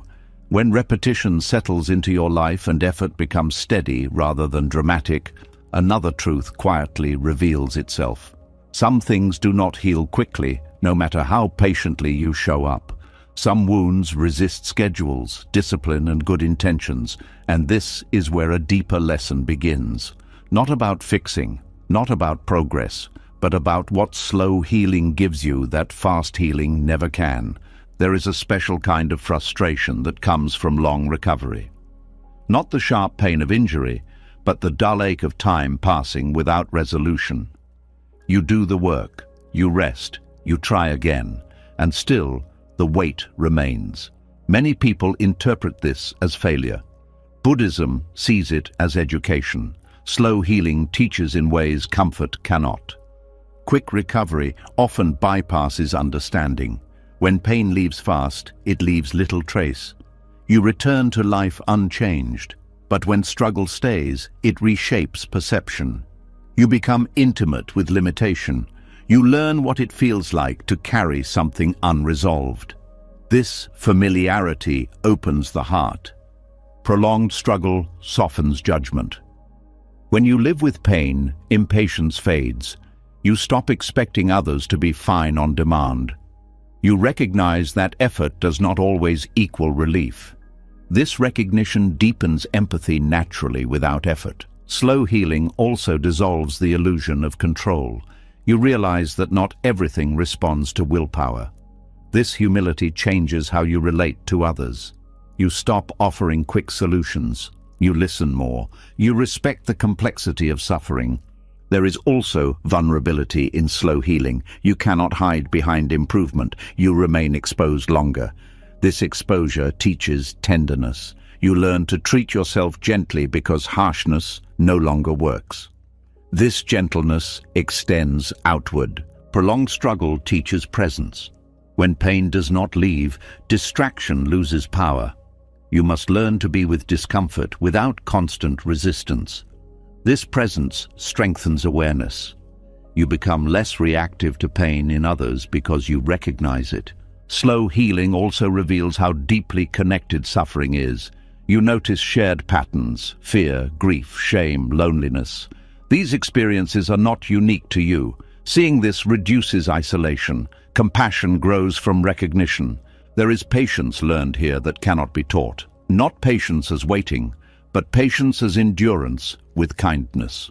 You stop fighting your own pace. This patience becomes a gift you offer others without trying. Quick recovery often reinforces independence. Slow healing teaches interdependence. You learn to accept help, to ask, to receive. This vulnerability builds connection. It reminds you that healing is relational. Prolonged struggle also teaches respect for invisible pain. You stop assuming that someone who looks fine is fine. You know how much can be carried quietly. This awareness changes how you move through the world. Slow healing reshapes expectations. You stop believing that life owes you ease. This is not bitterness. It is realism. And realism allows compassion to be grounded rather than idealistic. There is also wisdom gained about boundaries. When energy is limited, you learn what matters. You stop overgiving. You protect what little strength you have. This protection teaches you to respect others' limits as well. Slow healing creates depth. It slows you down enough to notice subtle emotional layers. You understand grief not as a moment, but as a process. This understanding allows you to sit with others' pain without rushing them. There is also a quiet courage developed here. Continuing to live fully while healing slowly requires strength. Not the strength of overcoming, but the strength of allowing. This strength is gentle but resilient. Prolonged struggle teaches you how to be present without fixing. This skill is rare. Many people rush to solve discomfort. Slow healing teaches you to stay, to witness. This witnessing is healing in itself. Slow healing also reveals the difference between sympathy and compassion. Sympathy stays outside pain. Compassion enters it. Living with long-term struggle opens that door naturally. There is also gratitude that forms differently here. Not gratitude for relief, but gratitude for understanding. You appreciate moments of ease without clinging. You appreciate others' kindness more deeply. Quick recovery often leaves little room for reflection. Slow healing forces reflection. You ask deeper questions, not why this happened, but how to live with it. These questions mature awareness. Prolonged struggle also reduces fear of others' pain. When you have sat with your own, you are less afraid of theirs. You do not need to escape. You can stay present. Slow healing teaches non-judgment. You stop labeling experiences as good or bad so quickly. You see complexity. This reduces harshness toward yourself and others. There is also a reshaping of identity. You are no longer defined by strength or productivity. You learn to value being overdoing. This shift deepens compassion. Slow healing builds trust in process without guarantees. You learn to live well even without resolution. This ability brings peace that does not depend on circumstances. Prolonged struggle teaches reverence for small comforts, rest, quiet, gentle connection. These become meaningful. This appreciation changes how you treat everyday life. There is also forgiveness learned here, toward yourself, toward your body, toward your past. Slow healing does not allow shortcuts. Forgiveness emerges gradually. Slow healing deepens empathy because it removes distance. You no longer see suffering as abstract. It becomes personal, and what is personal becomes sacred. Quick recovery can close the heart. Slow healing opens it, not because pain is good, but because awareness grows around it. Over time, you notice that compassion becomes effortless. You do not try to be kind, you understand, and understanding naturally expresses itself as care. Slow healing also teaches acceptance without resignation. You accept what is without giving up on what could be. This balance is wise. There is also humility in knowing you are not finished. Healing continues. This humility keeps you open. It prevents arrogance. Slow healing teaches you how to walk alongside pain rather than ahead of it. This companionship is what you later offer others.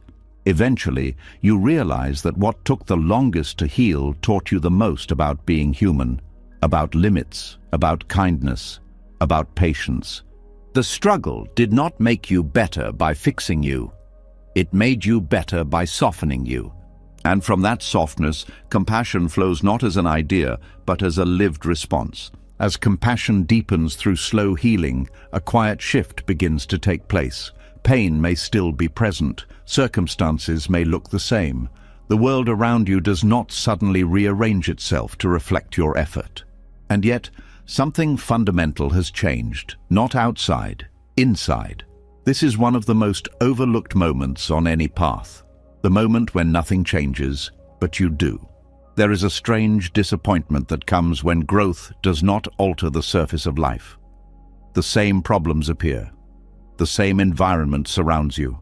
The same limitations remain. The mind expects transformation to announce itself through external change. When that does not happen, it assumes transformation has failed. Buddhism teaches the opposite. inner evolution often precedes outer change by a long distance.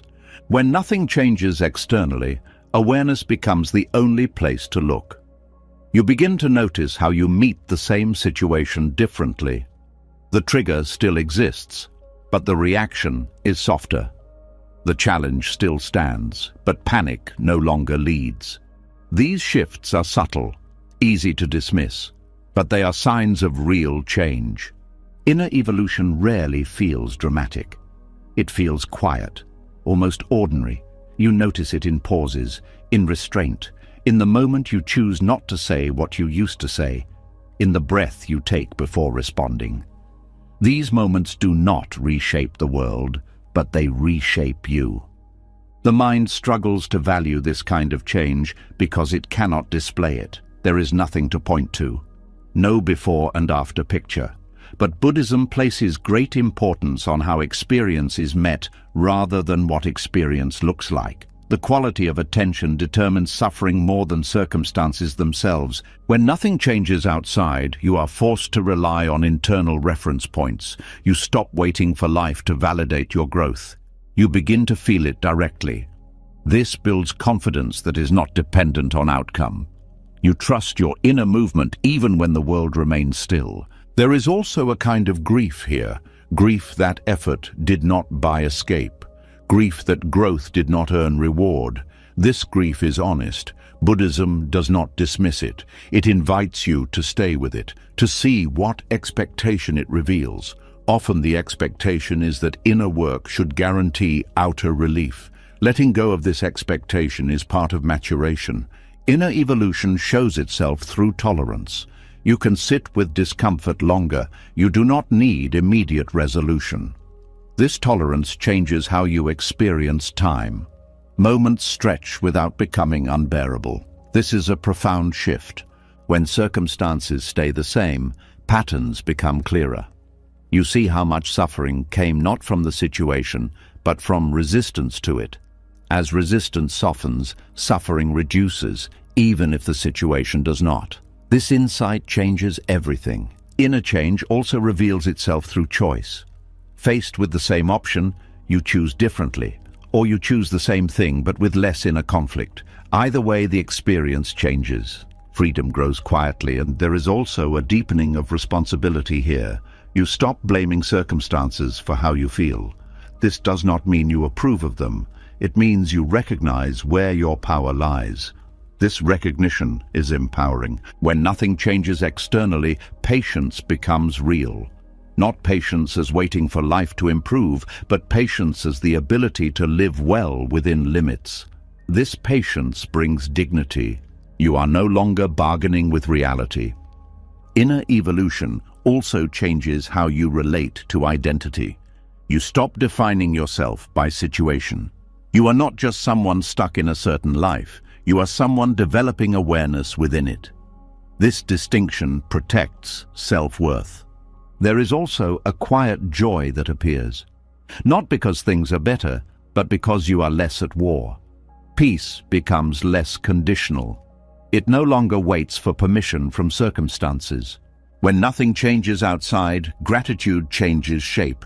You stop being grateful only for improvement. You become grateful for steadiness, for understanding, for moments of ease within difficulty. This gratitude is grounded. Inner evolution also reshapes hope. Hope becomes less about escape and more about integrity. You hope to remain aligned, not necessarily to be rescued. This hope is sustainable. There is a strengthening of discernment.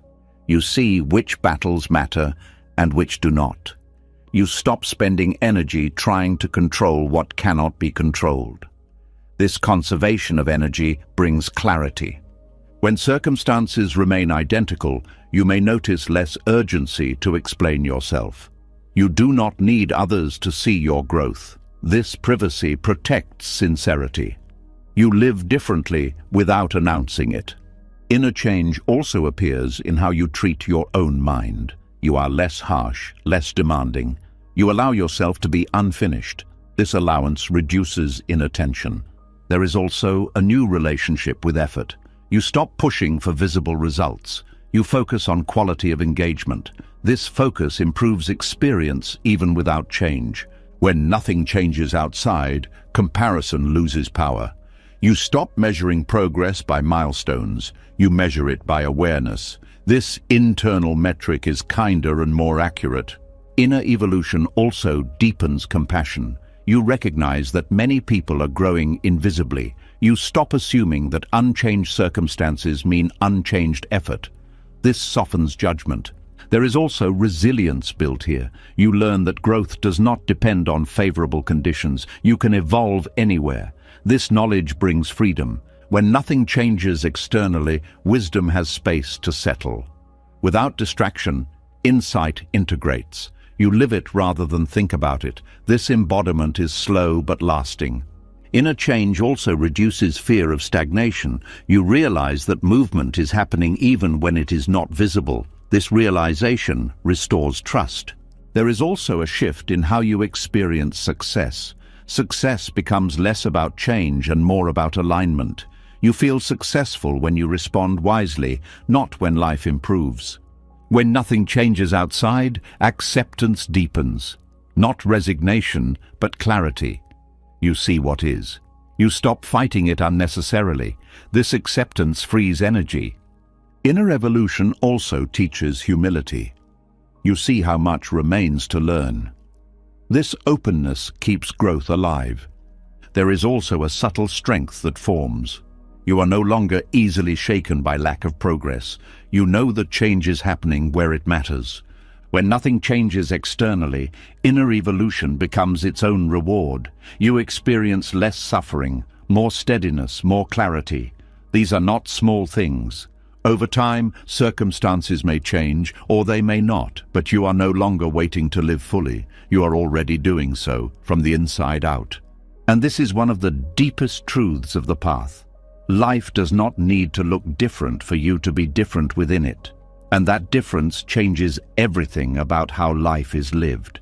When you begin to recognize inner change without outer confirmation, another challenge quietly appears. You start to see how much of your self-worth was tied to becoming finished. Better, clearer, resolved. And when you notice how much of you is still forming, a familiar pressure rises. The urge to fix yourself, to rush completion, to reject what is not yet whole. This is where a deeper discipline is required, not the discipline of improvement, but the discipline of trust. There is a deep habit in the human mind to equate incompleteness with failure. If something is unfinished, it feels wrong. If you are still struggling, it feels unacceptable. This habit forms early. You are praised for results, not for process. You are valued when you appear put together, not when you are still learning. Over time, this conditioning turns inward.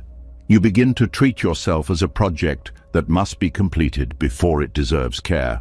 Trusting an unfinished self goes against this conditioning. It asks you to stay present with who you are now, not who you plan to become.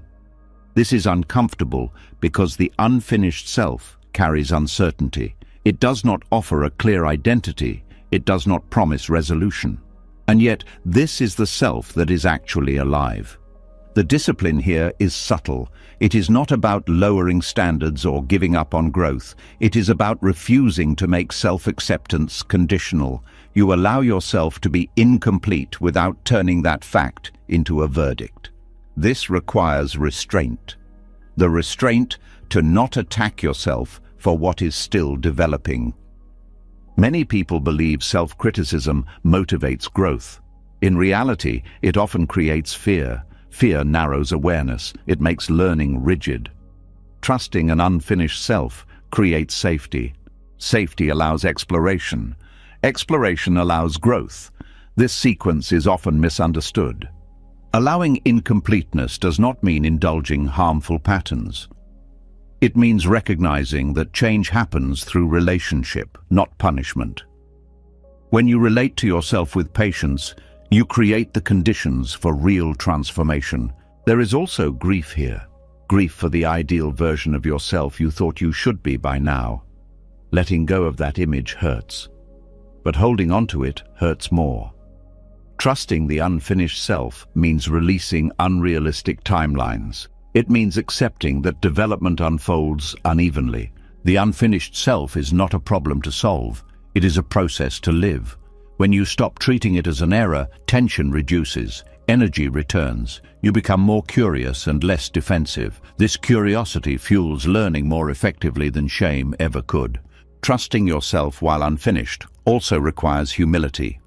You admit that you do not yet know everything. You allow yourself to be wrong. This humility keeps the mind flexible.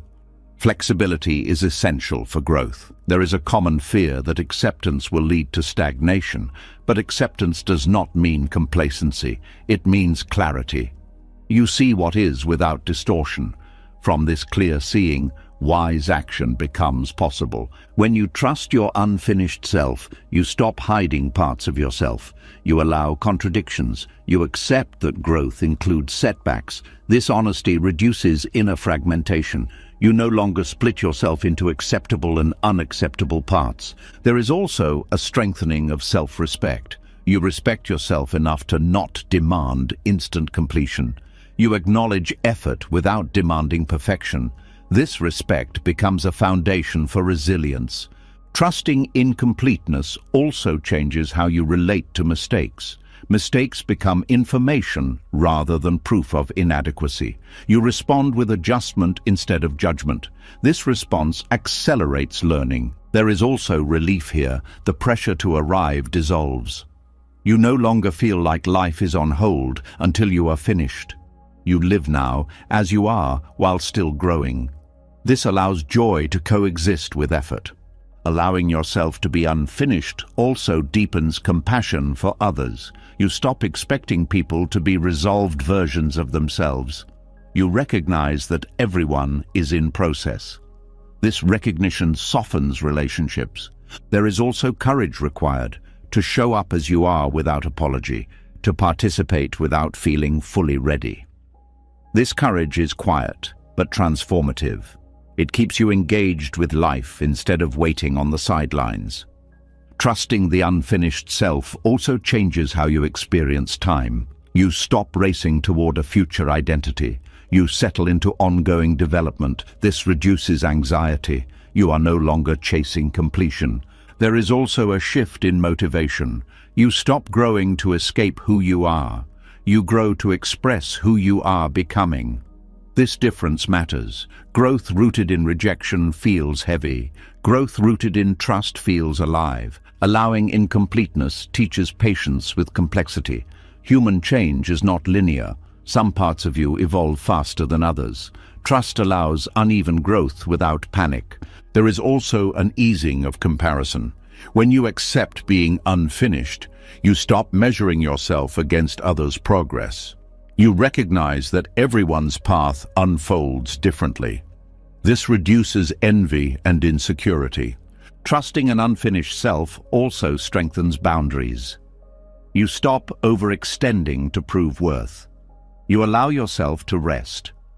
This rest supports long-term development. There is also integrity here. You stop pretending to be more resolved than you are. This honesty aligns inner and outer life. Alignment reduces stress. Allowing yourself to be unfinished creates space for learning from life rather than controlling it. You remain open. You remain responsive. This openness keeps wisdom alive. There is also a deep kindness learned. You treat yourself as you would treat someone you care about who is still learning. This kindness changes your inner dialogue. It becomes more supportive, less harsh. Trusting incompleteness also changes how you handle uncertainty. You accept not knowing as part of the path. This acceptance reduces fear. There is also strength here. You are not fragile because you are unfinished. You are adaptable. Adaptability is strength. Allowing yourself to be unfinished removes the false divide between now and later. Life is not postponed until completion. It is lived continuously. This realization brings presence. There is also freedom in letting go of the fantasy of arrival. You stop waiting for the moment when everything makes sense. You engage with life as it is. Trusting the unfinished self also protects against burnout. You stop demanding constant improvement. You allow integration. This balance sustains growth. There is also wisdom in recognizing that some things mature only through time. You cannot force them. Trusting this reduces frustration. Allowing incompleteness teaches you how to stay connected to yourself even when you are disappointed with progress. This connection is essential. There is also a quiet joy that appears. Not joy because you are done, but joy because you are allowed to be. This joy is gentle and real. Trusting an unfinished self is a discipline because it must be practiced repeatedly. The mind will return to self-judgment. Each time, you choose patience instead. This choice reshapes your inner world. Over time, you notice that growth continues naturally when resistance softens. You become more whole not by forcing completion, but by allowing development. The unfinished self is not a flaw, it is a living process. When you trust it, you stop fighting yourself. And when you stop fighting yourself, growth finds its own pace. This trust does not end the journey. It makes the journey livable. It allows you to walk forward without rejecting where you are standing. And in that allowance, something profound happens. You begin to feel at home in your own becoming. When you begin to feel at home in your own becoming, another experience quietly takes center stage. It does not arrive with pain or fear. It arrives with dullness, with flatness, with the sense that nothing is happening and nothing is interesting. Boredom. This is the moment many people reach for distraction without thinking, but boredom, when met honestly, is not an enemy. It is an unopened door. Boredom appears when the mind runs out of stimulation, when novelty fades, when the familiar no longer entertains. The mind interprets this as a problem to fix. It says, something is missing, something is wrong. But boredom is often a signal that the surface layers of experience have been exhausted. What remains is depth. The modern mind is trained to avoid boredom at all costs. Noise is always available. Screens, tasks, conversations, thoughts. Boredom threatens this constant motion. It removes the usual rewards. Without stimulation, the mind feels exposed, and exposure feels uncomfortable. But boredom is not emptiness. It is the absence of distraction. When distraction falls away, awareness has space to settle. This settling feels unfamiliar. The mind does not know what to do without something to chase, so it labels the moment as boring. In Buddhist understanding, boredom is a threshold. It appears when craving weakens. When the pull toward entertainment loosens, attention is freed. But freedom can feel like nothingness before it feels like peace. Many people turn back at this point, never discovering what boredom reveals. Boredom slows time. Minutes stretch. Sensations become more noticeable. Restlessness rises. This restlessness is not caused by boredom. It is revealed by it. Without stimulation, you feel the urge to escape more clearly. This clarity is valuable. It shows you where attachment lives. When you stay with boredom instead of escaping it, something shifts. Attention drops out of the mind and into the body. You notice breathing, posture, subtle tension. These details were always present, but noise covered them. Boredom removes the cover. There is wisdom here because presence lives in simplicity. When nothing exciting happens, you are left with what is. This is the ground of insight. Insight does not require intensity. It requires honesty. Boredom also dissolves the belief that life must always feel meaningful to be meaningful. It teaches that value is not dependent on stimulation. Ordinary moments contain depth when they are met fully. There is discomfort in boredom because it removes identity props. When you are not doing, producing, or consuming, who are you? This question surfaces naturally. Buddhism does not rush to answer it. It lets it sit. Letting the question remain is part of the teaching. Boredom also reveals impatience, the desire for something else, somewhere else, someone else. Watching this desire without obeying it trains restraint. Restraint strengthens attention. There is also creativity hidden here. When the mind stops consuming, it begins to notice connections. Subtle ideas arise, not because you forced them, but because space allowed them. Many insights emerge from boredom, not excitement. Boredom teaches you how dependent you are on stimulation for mood regulation. Without entertainment, emotions surface. Sadness, irritation, loneliness. These emotions were already there. Boredom gives them room. Meeting them builds emotional maturity. When boredom is allowed, the nervous system recalibrates. Constant stimulation keeps it activated. Boredom invites rest. At first, rest feels uncomfortable. Over time, it feels nourishing. There is also humility here. You stop expecting life to entertain you. You accept responsibility for how you meet moments. This acceptance reduces entitlement. It deepens gratitude. Boredom sharpens perception. Without distraction, senses awaken. You notice sounds you ignored. Light shifts, small movements. The world becomes more detailed. Presence deepens naturally. There is also patience learned here, waiting without demand, allowing moments to unfold. This patience reduces anxiety. You stop rushing time. Boredom challenges the idea that excitement equals aliveness. You discover that quiet awareness is also alive, in some ways more alive. There is fear beneath boredom, fear of stillness, fear of self, fear of nothing happening. Staying with boredom gently exposes these fears. Exposure weakens them. Boredom also teaches trust. Trust that meaning does not disappear when stimulation does. Trust that awareness is enough. This trust is subtle but transformative. When boredom is resisted, it grows unpleasant. When it is allowed, it opens. What felt dull becomes spacious. What felt empty becomes receptive. There is also discipline here, the discipline to not immediately escape, to stay, to observe. This discipline builds attention muscles that distraction weakens. Boredom teaches you how to be with yourself without entertainment. This ability is rare. It creates inner companionship. You are no longer afraid of your own company. There is also insight into craving. You see how often desire arises not from need, but from habit. Recognizing this weakens its grip. Boredom reveals the mind's addiction to change. Change feels safe. Stillness feels risky, but insight lives in stillness. When boredom deepens, it often transforms into calm. Not dramatic calm, a quiet ease. This ease is stable because it does not depend on conditions. There is also compassion learned here. When you know boredom intimately, you understand why others seek distraction. This understanding softens judgment. Boredom teaches the difference between fullness and stimulation. Fullness comes from presence. Stimulation comes from novelty. Presence lasts longer. There is also a reclaiming of time.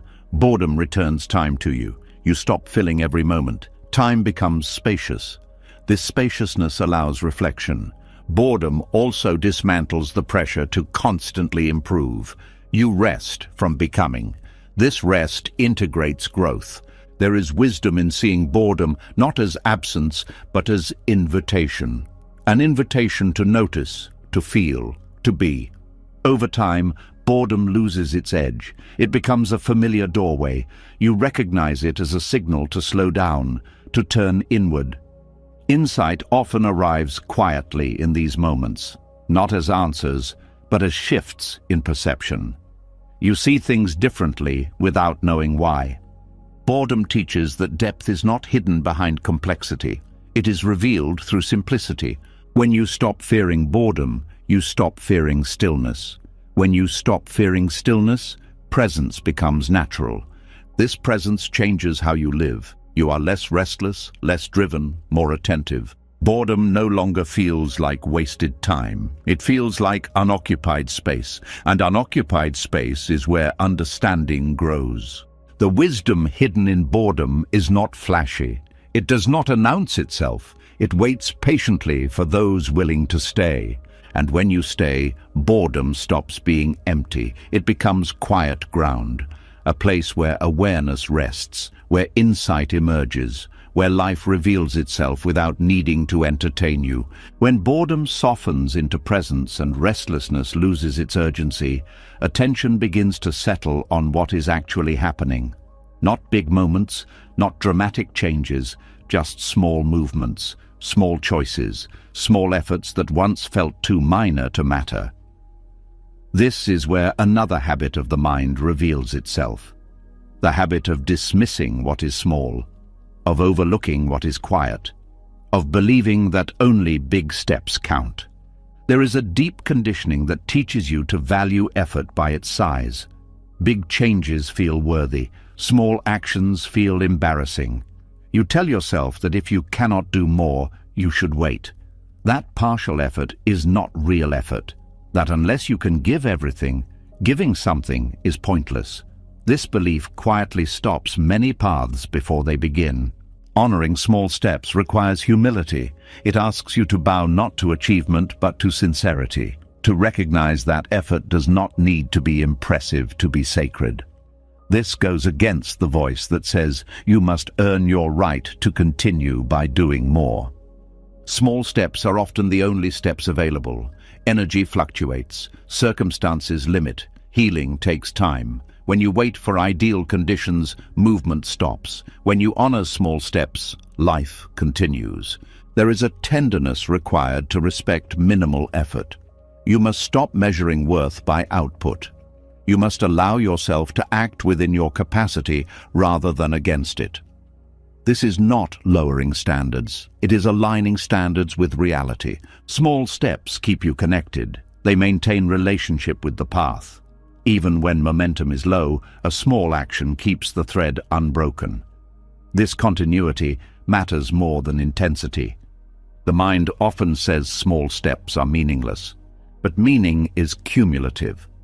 One small action rarely transforms a life, but repeated small actions reshape direction.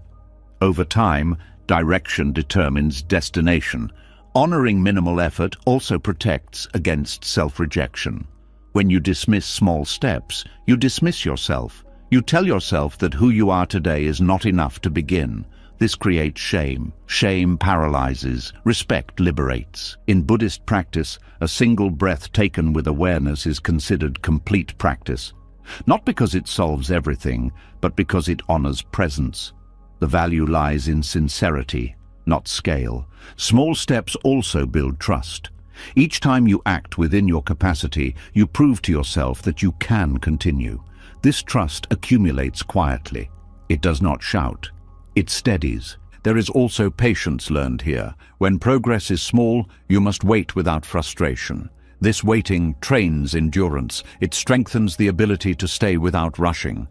Honoring small steps also changes how you view others. You stop expecting dramatic change. You recognize effort where you once saw stagnation. This recognition deepens compassion. Small steps protect you from burnout. Large efforts demand recovery. Small efforts can be sustained. Sustainability matters more than bursts of motivation. There is also dignity in doing what you can, even when it feels insignificant, especially when it feels insignificant. Dignity does not come from scale. It comes from honesty.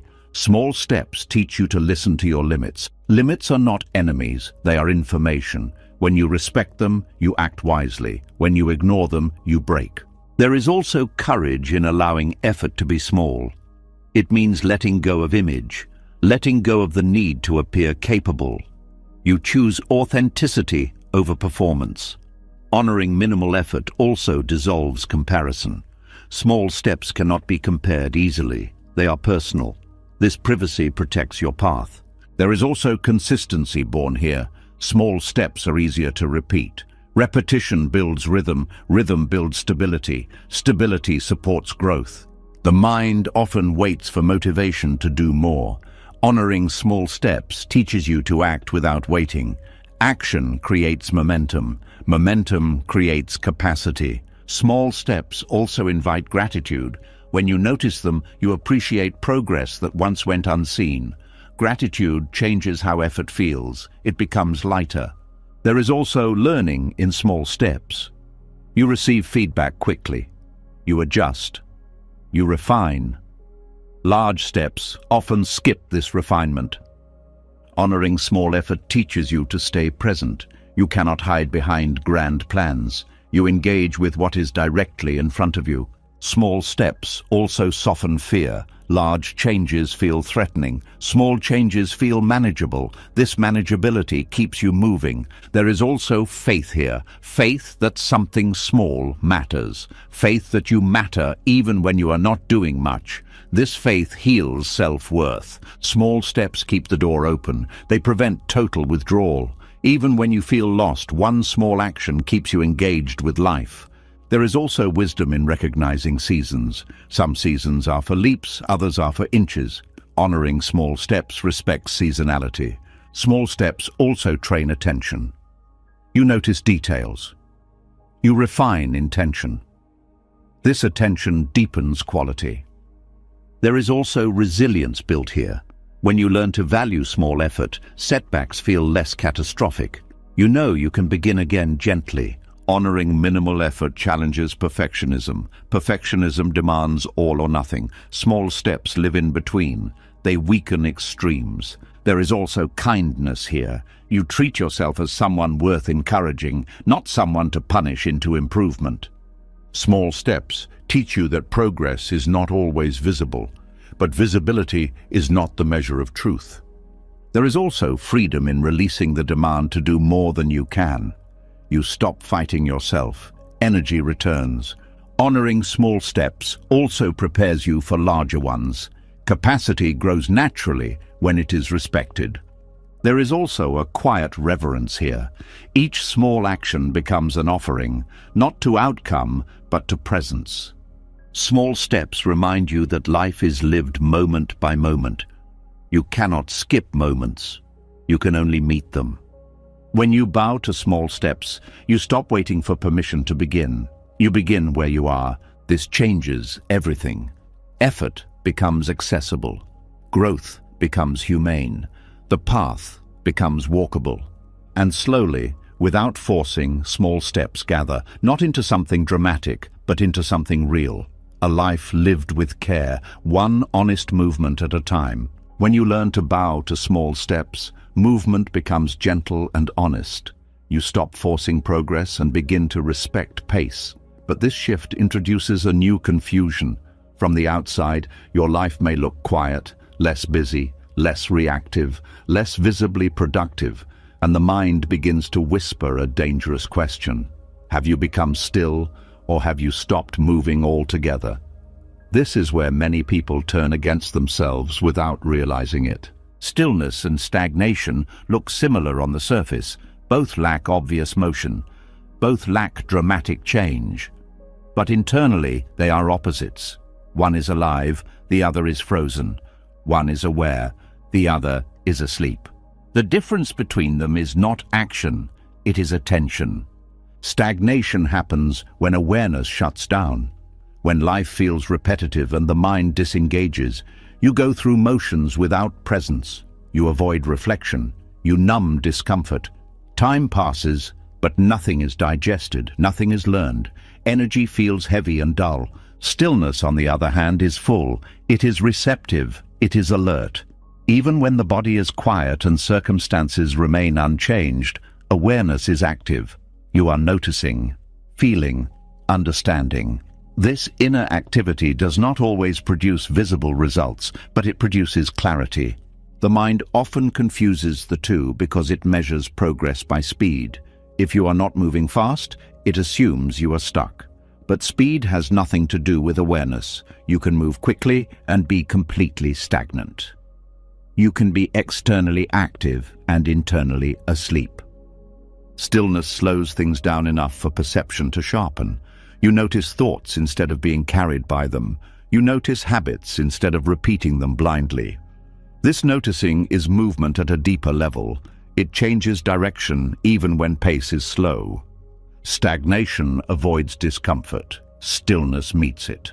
When something feels unresolved, stagnation distracts. Stillness stays. This staying allows integration. Integration is progress that does not announce itself. Awareness transforms immobility into progress because awareness metabolizes experience. Without awareness, experience piles up undigested. With awareness, even repetition teaches, even silence informs. In stillness, emotions are allowed to move internally. You feel what you feel without acting it out. This internal movement prevents stagnation. You are processing rather than suppressing. Stagnation feels flat. Stillness feels spacious. One contracts, the other opens. This difference is subtle but unmistakable once recognized. The mind often fears stillness because it cannot control it. Stillness removes the illusion of productivity. It reveals whether you are present or just busy. This exposure makes the mind uncomfortable. Stillness also interrupts identity. When you are not doing, you are not reinforcing who you think you are. This can feel like disappearing, but what actually disappears is unnecessary tension. Stagnation reinforces identity. You become attached to being stuck. You repeat the same stories. Stillness loosens identity. You are less defined by narrative and more by awareness. Awareness brings curiosity. Even in quiet moments, curiosity keeps the mind alive. You ask different questions. You notice new angles. Stagnation lacks curiosity. Everything feels already known. Stillness invites listening. You listen to your body, your breath, your subtle reactions. This listening reveals needs and limits. Stagnation ignores signals until they become problems. There is also an emotional difference. Stillness often carries a quiet peace beneath discomfort. Stagnation carries resentment, a sense of being trapped. These emotional tones matter. Stillness does not rush to escape boredom. It allows boredom to unfold. As you learned earlier, boredom opens depth. Stagnation uses boredom as proof that life is meaningless. Awareness also keeps values alive. Even when circumstances do not change, you act with intention. You choose restraint. You choose kindness. These choices are movement. Stagnation dulls values. You stop caring. You stop choosing. Life feels automatic. This dullness is not rest. It is withdrawal. Stillness allows rest without collapse. You rest while remaining engaged. This balance replenishes energy. Stagnation drains energy because it resists engagement. Awareness also prevents decay. Without awareness, habits harden. With awareness, habits remain flexible. Flexibility is a sign of life. Stillness sharpens sensitivity. You notice when something is no longer working. This noticing allows adjustment. Stagnation resists adjustment because it avoids noticing. There is also a temporal difference. Stillness feels timeless. You are present. Stagnation feels like time dragging. You are waiting for something to end. Awareness transforms immobility by keeping learning alive. Even without new input, insight deepens. You see patterns, you recognize causes. This recognition changes future responses. Stillness also supports ethical clarity. You pause before acting. This pause prevents harm. It allows wiser choices. Stagnation acts out of habit. The mind often demands visible proof of progress. Stillness offers internal proof. Less reactivity, more patience, more discernment. These are subtle but powerful. Stagnation often includes self-judgment. You label yourself as lazy or broken. Stillness includes self-observation without condemnation. This difference is crucial. Awareness also keeps compassion flowing. You remain sensitive to others. You are not shut down. Stagnation isolates. Stillness connects. Stillness is not passive. It is receptive. It receives experience fully. This reception changes you. Stagnation resists experience. It numbs, it avoids. This resistance creates suffering. Awareness transforms immobility into progress by allowing inner shifts. These shifts may not change circumstances immediately, but they change how you meet them. Stillness also prepares you for movement. When the time comes to act, clarity is present. Stagnation leads to impulsive or delayed action. The difference becomes clearer with practice. You learn to feel it. You trust the quality of awareness rather than the quantity of action. Stillness teaches you that progress is not always outward. Sometimes it is the removal of confusion, the softening of resistance, the easing of fear. Stagnation keeps confusion intact. Stillness dissolves it gradually. Awareness also brings honesty. You see, when stillness turns into avoidance, this honesty prevents stagnation from hiding. Stillness includes choice. Even if you do not move, you are choosing to be present. This choice is active. Stagnation includes resignation. You feel you have no choice. This feeling is a sign to reawaken awareness. Awareness restores agency. You may not control outcomes, but you control attention. Attention directs growth. Stillness also honors cycles. There are times for rest, for incubation. Recognizing these times prevents unnecessary self-attack. Stagnation ignores cycles. It treats rest as failure. Stillness treats rest as part of movement. Awareness allows stillness to be fertile. Ideas mature. Emotions settle. Understanding integrates. Stagnation is infertile. Nothing grows because nothing is attended to. Over time, you begin to trust stillness. You recognize its texture, its quiet intelligence. You stop panicking when life slows. This trust changes how you move forward. You no longer equate worth with activity. You equate it with presence.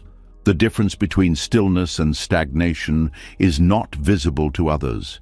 It is known internally. You feel alive or you feel shut down. Awareness keeps life alive even when it is quiet. It turns pauses into preparation, silence into learning. And when you learn to recognize this difference, you stop abandoning yourself during slow seasons. You remain present. You remain engaged. What once felt like doing nothing reveals itself as doing something essential. Becoming aware, becoming clear, becoming ready. Stillness, held with awareness, is not the absence of progress. It is progress refining itself. When you begin to trust stillness and recognize it as alive rather than empty, another habit of the mind comes into focus. A habit so familiar, it often goes unnoticed. The habit of rushing, the pressure to arrive, the quiet belief that if you move faster, you will finally understand. This belief feels harmless, even responsible, but it carries a hidden cost. Urgency does not bring awakening closer, it pushes it further away. Rushing is born from discomfort with the present moment. Something feels incomplete, unresolved, or unclear, and the mind wants relief. It imagines a future moment where everything will make sense, where peace will arrive, where effort will pay off. This imagined future becomes a destination, and the present becomes an obstacle to escape. Urgency fractures attention because it divides awareness. Part of you is here, but most of you is leaning forward. You are listening, but already planning the next step. You are practicing, but already measuring results. Attention becomes thin, and awakening, which depends on full presence, cannot take root in divided ground. The mind believes that speed equals progress, that faster understanding is better understanding. But understanding does not work like information. It is not accumulated, it is revealed. And revelation requires stillness, patience, and sustained attention. Urgency interrupts all three. When you rush, you skim experience instead of entering it. You move through moments looking for signs instead of staying with what is happening. This skimming creates the illusion of movement, but nothing integrates. Insights may appear briefly, but they do not settle. They remain concepts rather than lived truth. Urgency also tightens the nervous system. The body prepares for threat when it feels rushed. Muscles tense, breath shortens, perception narrows. In this state, awareness contracts. Awakening requires openness. Urgency produces the opposite. There is also fear beneath rushing, fear of wasting time, fear of falling behind, fear that if you do not hurry, something important will be missed. Buddhism teaches that this fear is rooted in misunderstanding. Nothing essential can be missed when you are present. Presence reveals what matters. Rushing creates a subtle violence toward experience. You are not allowing moments to unfold naturally. You are forcing meaning from them. This force distorts perception. You see what you expect instead of what is. Awakening is not an event you reach. It is a clarity that emerges when resistance drops. Urgency is resistance disguised as effort. It resists uncertainty. It resists not knowing. It resists waiting. This resistance delays realization, and when urgency is present, practice becomes goal-driven. You meditate to feel calm. You reflect to gain insight. You act kindly to become better. These motivations are understandable, but they keep attention future-focused. The present becomes a means rather than the ground. Urgency also creates comparison. You measure your progress against others, against ideals, against imagined timelines. Comparison scatters attention. Instead of noticing your own experience, you monitor your position. Awakening requires intimacy, not ranking. Rushing fragments learning. You move on before lessons have settled. You collect ideas without digesting them. This creates mental clutter. Clutter clouds perception. There is also impatience with difficulty.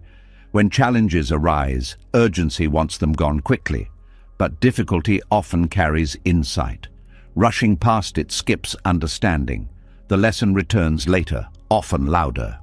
Urgency feeds restlessness. Even when nothing is wrong, something feels off. This restlessness keeps the mind busy. Busy minds rarely see clearly. Buddhism emphasizes right effort, not excessive effort. Right effort is balanced. It is attentive without strain. Urgency strains. Strain narrows awareness. When you rush, you also rush others. You lose patience. You interrupt. You listen less deeply. This damages connection. Awakening is relational. It unfolds through how you meet life, including people. Urgency also distorts values. You begin to value outcomes over integrity, speed over care, efficiency over understanding. This distortion moves you away from wisdom. There is a paradox here. The more urgently you seek awakening, the more elusive it becomes. Because awakening is not something you acquire. It is something you stop blocking. Urgency blocks. Rushing creates mental noise, thoughts multiply, questions stack, analysis intensifies, silence recedes. As you learned earlier, silence is fertile ground. Urgency uproots it. There is also exhaustion that comes from rushing. The mind cannot sustain constant forward pressure. Fatigue dulls awareness. You may continue moving, but presence fades. Urgency makes you distrust the moment. You treat now as insufficient. This distrust erodes peace. Peace is not found later. It is found in how you relate to now. Awakening requires patience not because it takes time, but because patience allows depth. Without patience, depth cannot be entered. Everything remains surface. When urgency softens, something surprising happens. Time feels different. You are not waiting for the next moment. You are living this one. Attention gathers, experience deepens, slowness allows integration, feelings are felt fully, insights sink into behavior, choices become wiser. This integration is awakening in motion. Urgency also creates spiritual ambition. You want to be more aware, more evolved, more peaceful. This ambition reinforces the self you are trying to see through. Awakening loosens self-centered striving. Rushing postpones realization by keeping attention outside of itself. You are always reaching. Awakening happens when reaching stops. There is also fear of stillness beneath urgency. Stillness feels like nothing is happening, but stillness is where clarity arises. Urgency avoids stillness to avoid uncertainty. When you slow down, you notice subtleties, tiny shifts in thought, small emotional reactions. These subtleties are where insight lives. Urgency misses them. Urgency also undermines trust. You do not trust the process. You do not trust yourself to unfold naturally. This mistrust creates tension. Awakening is not fragile. It does not need to be chased. It reveals itself when conditions are right. Your role is to create those conditions, not force the result. Letting go of urgency feels risky at first. You worry you will lose momentum, but what you lose is agitation. What you gain is clarity. When urgency drops, effort becomes simpler. You do what is needed without drama. You stop overthinking. This simplicity supports realization. Urgency also keeps you focused on milestones. Awakening has no milestones. It is not marked by events. It is recognized by ease, clarity, and compassion. Rushing keeps you future-bound. Awakening is present-bound. This difference matters. As urgency fades, attention stabilizes. You are less scattered, less reactive, more available. This availability allows insight to emerge naturally. Awakening is not delayed by slowness, it is delayed by distraction. Urgency distracts. When you allow yourself to move at the pace of awareness rather than fear, realization draws closer without effort. It appears quietly, without fanfare. You may not even notice the moment it happens, because awakening is not fireworks. It is the absence of strain. The end of unnecessary struggle. Rushing delays awakening because it keeps you running past the very thing you are looking for. Slowing down allows you to stop long enough to see what has always been here. And when you see it, you realize there was never a race to win, only a moment to meet. When urgency loosens its grip and the need to rush begins to fade, you start to notice something unsettling. The world around you does not slow down with you. It keeps pushing. It keeps demanding speed, answers, output. And suddenly, your calm feels out of place. This is the moment when slowness stops being personal and starts becoming defiant. Not loud defiance, quiet resistance. The choice to move slowly in a world built on fear. Speed is rarely neutral. Beneath it lives anxiety, the fear of falling behind, the fear of being left out. The fear that if you stop, everything will collapse. Modern life runs on this fear. It keeps people busy enough to never feel what is driving them. Slow living exposes this engine, and that exposure is uncomfortable. Choosing slowness is not laziness. It is discernment. It is recognizing that constant acceleration does not equal safety. In fact, it often hides insecurity. When everything must be fast, there is no time to feel uncertainty. Slowness brings uncertainty to the surface. That is why it feels threatening. Fear thrives on speed because speed prevents reflection. When you are rushing, you do not ask why. You simply react. This reaction feels like control, but it is actually avoidance. Slow living interrupts this cycle. It creates space. And in that space, fear becomes visible. This visibility is the first act of rebellion. You stop letting fear decide your pace. You begin to choose patience not because it is comfortable, but because it is honest. Honesty disrupts systems built on panic. Slow living asks different questions. Not how fast can this be done, but why does it need to be done at all? Not what is next, but what is here. These questions weaken fear's authority. Fear wants urgency. Clarity wants time. There is social pressure to rush. Messages, deadlines, comparisons, constant updates. Slowing down can feel like opting out of relevance, but relevance built on anxiety is fragile. Slow living builds relevance rooted in presence. Presence lasts longer. Choosing patience is not passive. It requires courage. You are choosing to feel what speed helps you avoid. Restlessness, doubt, uncertainty. These feelings do not disappear when ignored. They accumulate. Slow living allows them to move through you instead of running the show. Fear tells you that slowing down will cost you opportunities. Sometimes it does. But fear does not tell you what speed costs. Speed costs depth. Speed costs connection. Speed costs the ability to listen to yourself. Slow living restores relationship with the body. The body does not rush naturally. It responds to rhythm. When you slow down, signals become clearer. Hunger, fatigue, emotion. This clarity improves decisions. Fear prefers disconnection from the body because disconnection makes control easier. Patience in a culture addicted to speed feels rebellious because it refuses the premise that everything is urgent. You begin to see how many emergencies are manufactured, how much stress is unnecessary. This seeing changes behavior. Slow living also challenges productivity myths. You realize that being busy is not the same as being effective. Many rushed actions create more work later. Slowness allows precision. Precision reduces waste. Fear wants guarantees. Speed feels like chasing guarantees. Slow living accepts uncertainty. This acceptance reduces anxiety. Anxiety feeds on the illusion that certainty is possible. Choosing patience also changes how you relate to others. You listen more. You interrupt less. You allow pauses. These pauses deepen connection. Fear-driven speed fractures relationships. Slowness repairs them. There is also a reclaiming of time. Slow living gives time back to you. Not more hours, but more presence within hours. Moments feel fuller.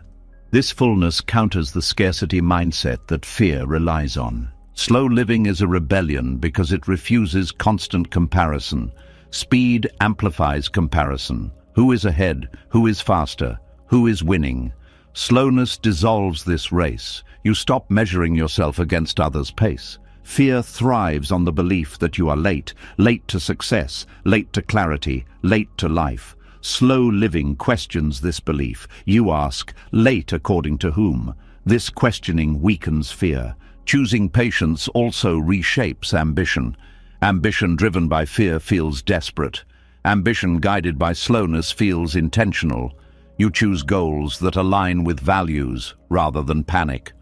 Slow living makes room for discernment. You notice which demands are real and which are noise. This discernment prevents overwhelm.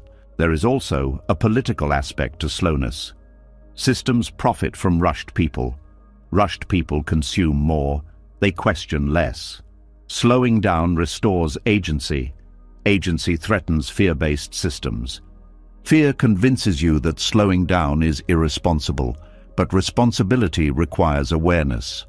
Awareness requires time. Slowness supports responsibility rather than undermines it. Slow living also changes how you experience success. Success stops being about speed and starts being about sustainability. Can this be lived with? Can this be maintained? Fear ignores sustainability. Slowness honors it. Patience allows integration. Lessons settle. Emotions process. Wisdom matures. Without integration, growth becomes chaotic. Slow living teaches you to say no without guilt. You recognize limits. Respecting limits is an act of self-trust. Fear demands overextension. Slowness restores boundaries. There is also relief here. When you stop rushing, the constant pressure eases. You breathe deeper. You sleep better. These changes are not small. They are foundational. Fear also fuels multitasking. Doing many things at once creates the illusion of efficiency. Slow living favors single attention. Single attention improves quality. Quality reduces rework. Choosing slowness does not mean withdrawing from the world.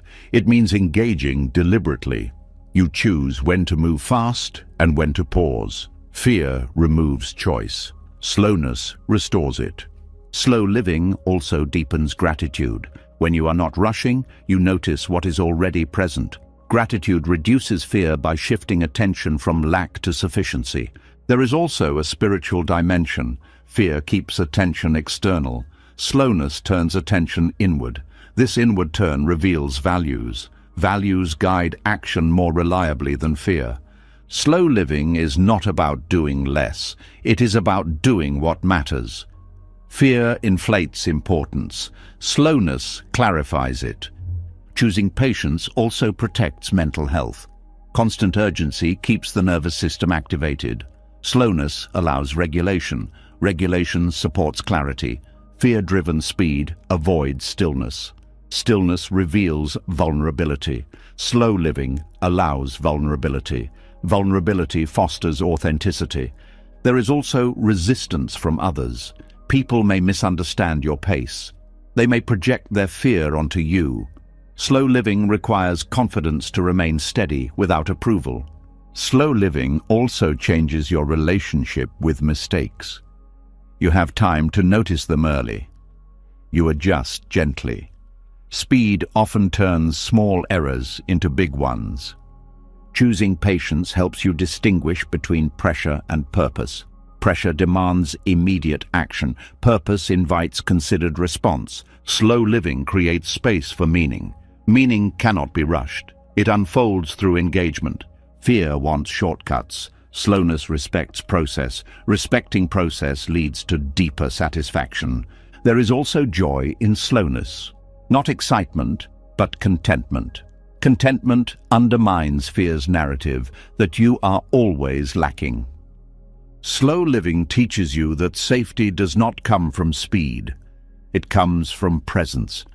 Presence allows wise response. Choosing patience in an anxious culture is not easy. It requires repeated choice. Each time you slow down, you resist fear's script. Over time, this resistance becomes natural. You stop feeling rebellious. You feel grounded. Slow living becomes your default, not as avoidance, but as alignment.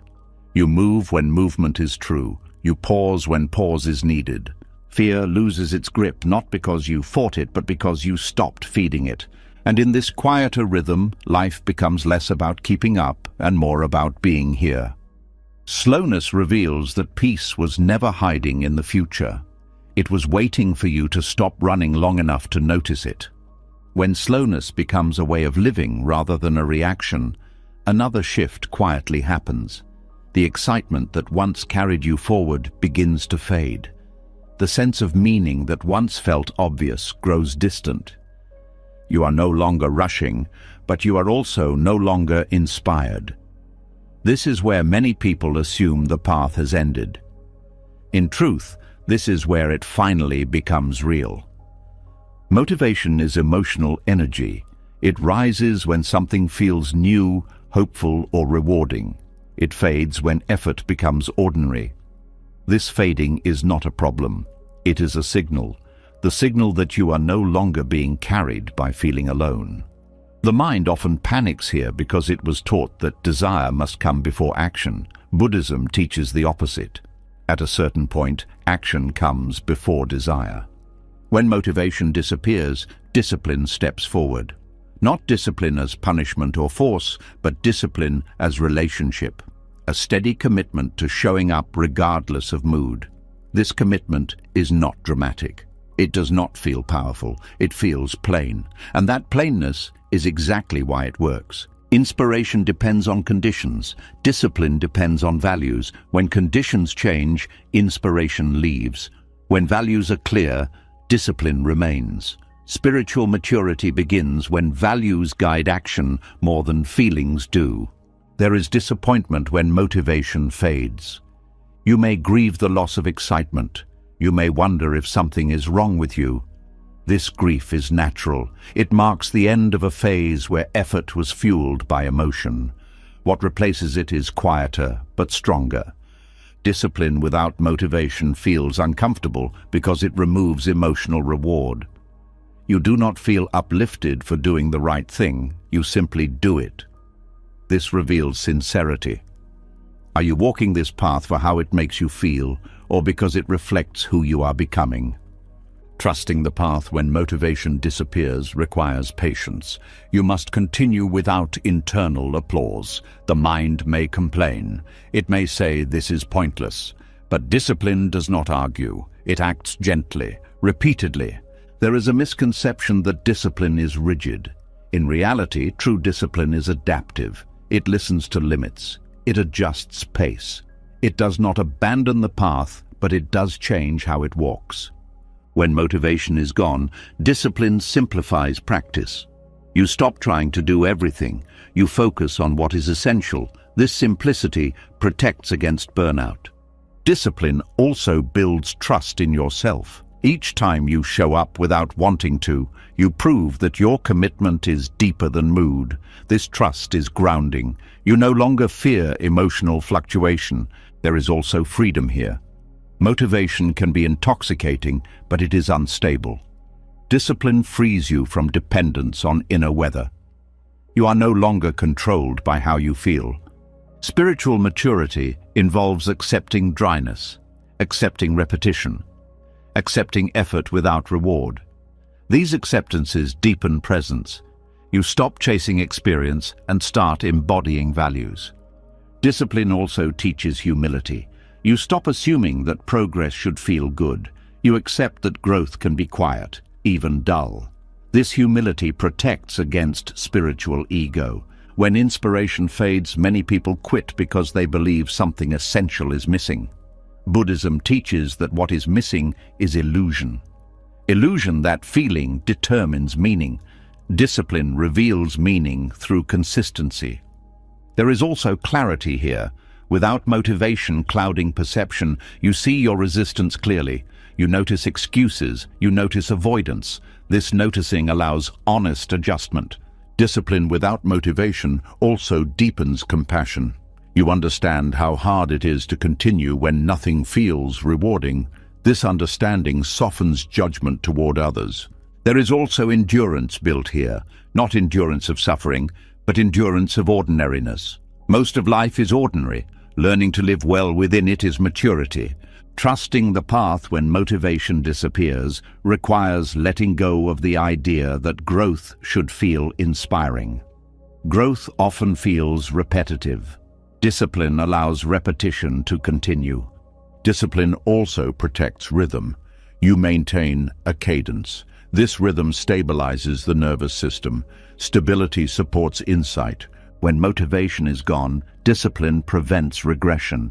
You do not slide backwards simply because you feel flat. This steadiness preserves progress. There is also wisdom here. You learn the difference between desire and direction. Desire fluctuates. Direction remains. Discipline teaches you to act from intention rather than impulse. This shift changes how decisions are made. You become less reactive.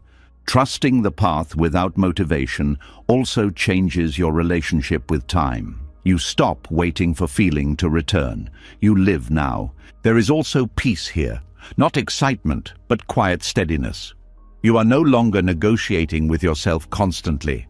Discipline does not eliminate doubt. It coexists with it. You act while unsure. This is maturity. When motivation disappears, discipline reveals whether the path is integrated into your life or dependent on special states. Integration lasts. There is also dignity in continuing without inspiration. You are not performing spirituality. You are living it. Discipline replaces inspiration not because inspiration is bad, but because inspiration is temporary. Discipline sustains what inspiration begins. Spiritual maturity is not feeling enlightened. It is behaving with care when you feel nothing special at all. There is also resilience here. You are less shaken by emotional lows.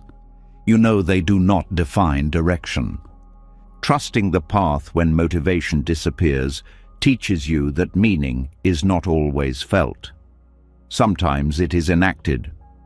Discipline also refines intention. You stop doing things for how they make you feel. You do them because they align with what matters.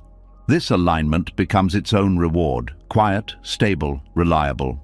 Over time, motivation may return, or it may not. But your commitment no longer depends on it. You have learned to walk without emotional fuel, to continue without excitement, to trust without reassurance. This is not a loss. It is graduation. The path becomes less dramatic and more honest, less about experience and more about embodiment. And in this embodiment, something subtle happens. You stop asking whether you are motivated enough. You simply continue, and that continuation, steady and unremarkable, is what spiritual maturity actually looks like.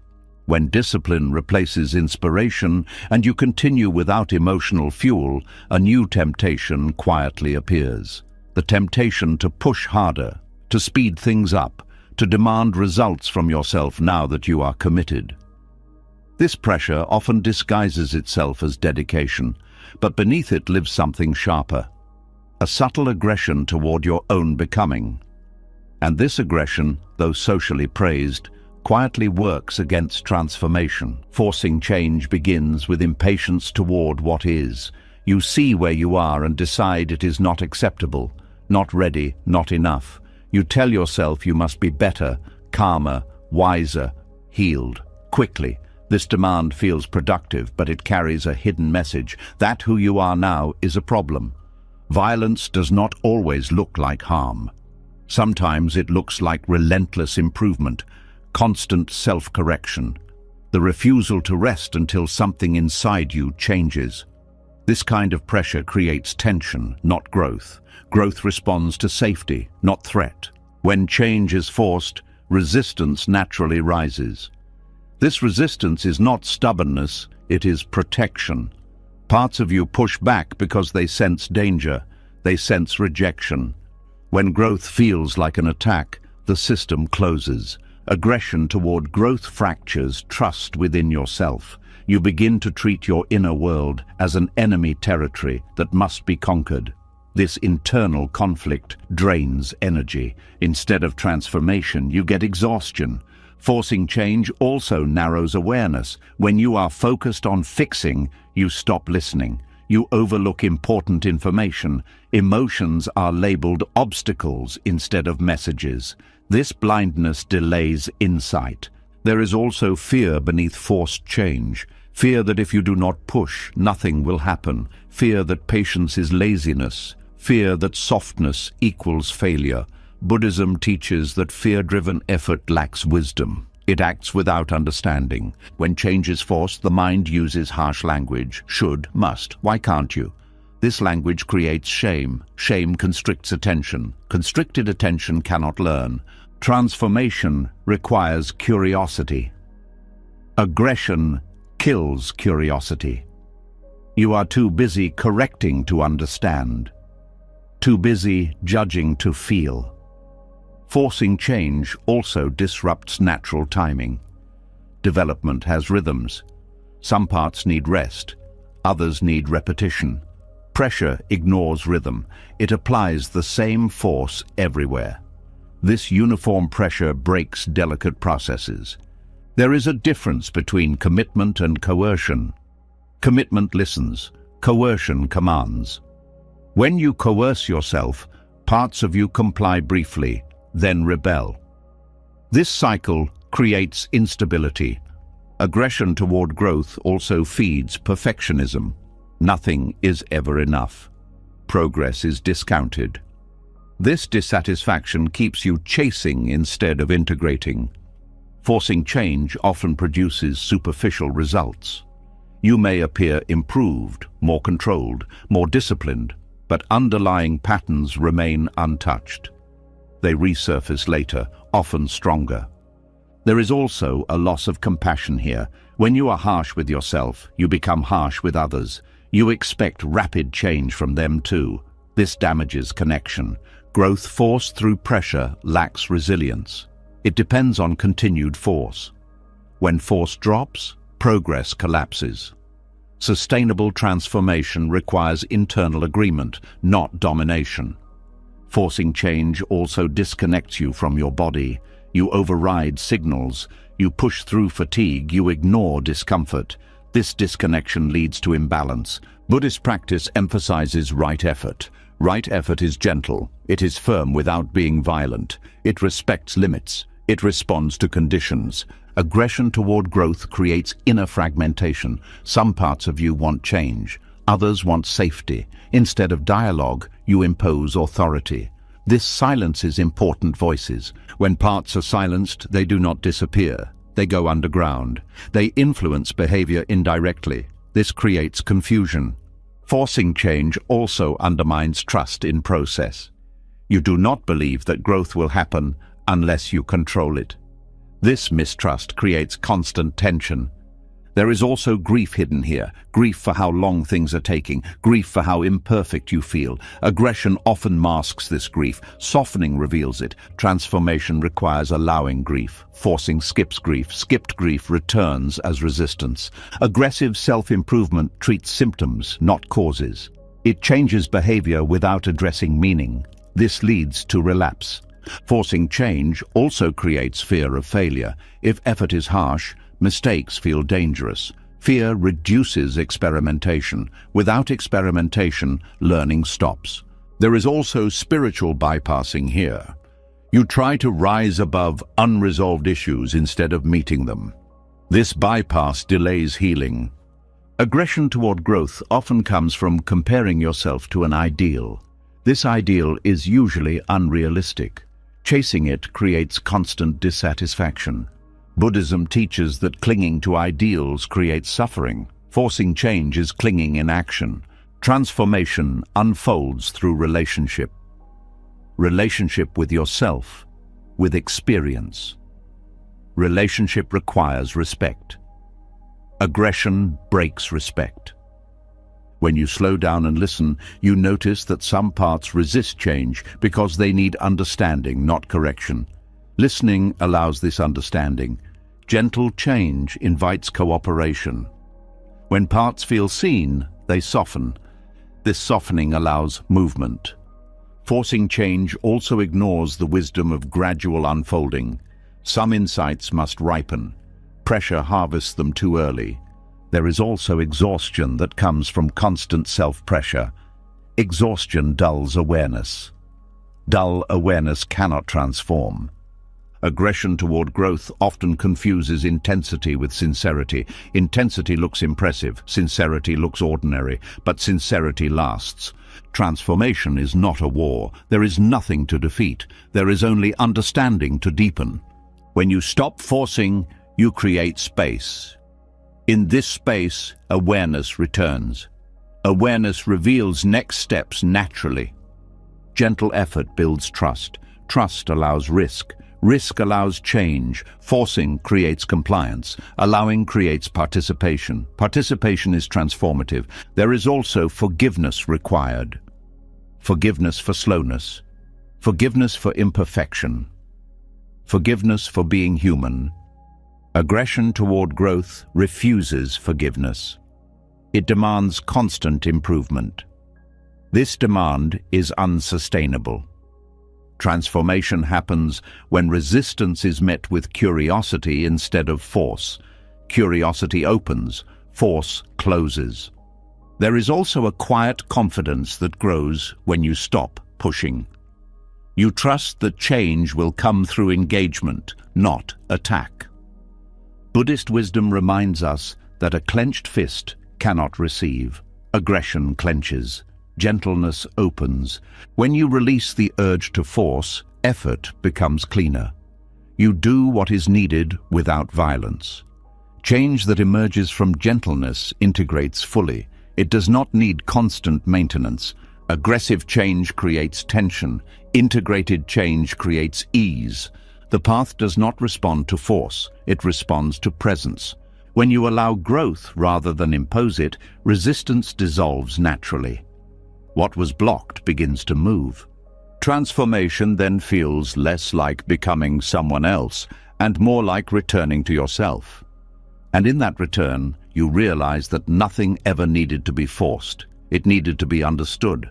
When the urge to force change softens and you stop treating growth like a battle, another belief quietly comes into question. The belief that struggle means something went wrong. That difficulty is a sign of failure. That if the path were correct, it would be cleaner, easier, lighter. This belief is deeply rooted and it creates unnecessary shame. Buddhism offers a different image. Growth does not happen despite the mud. It happens because of it.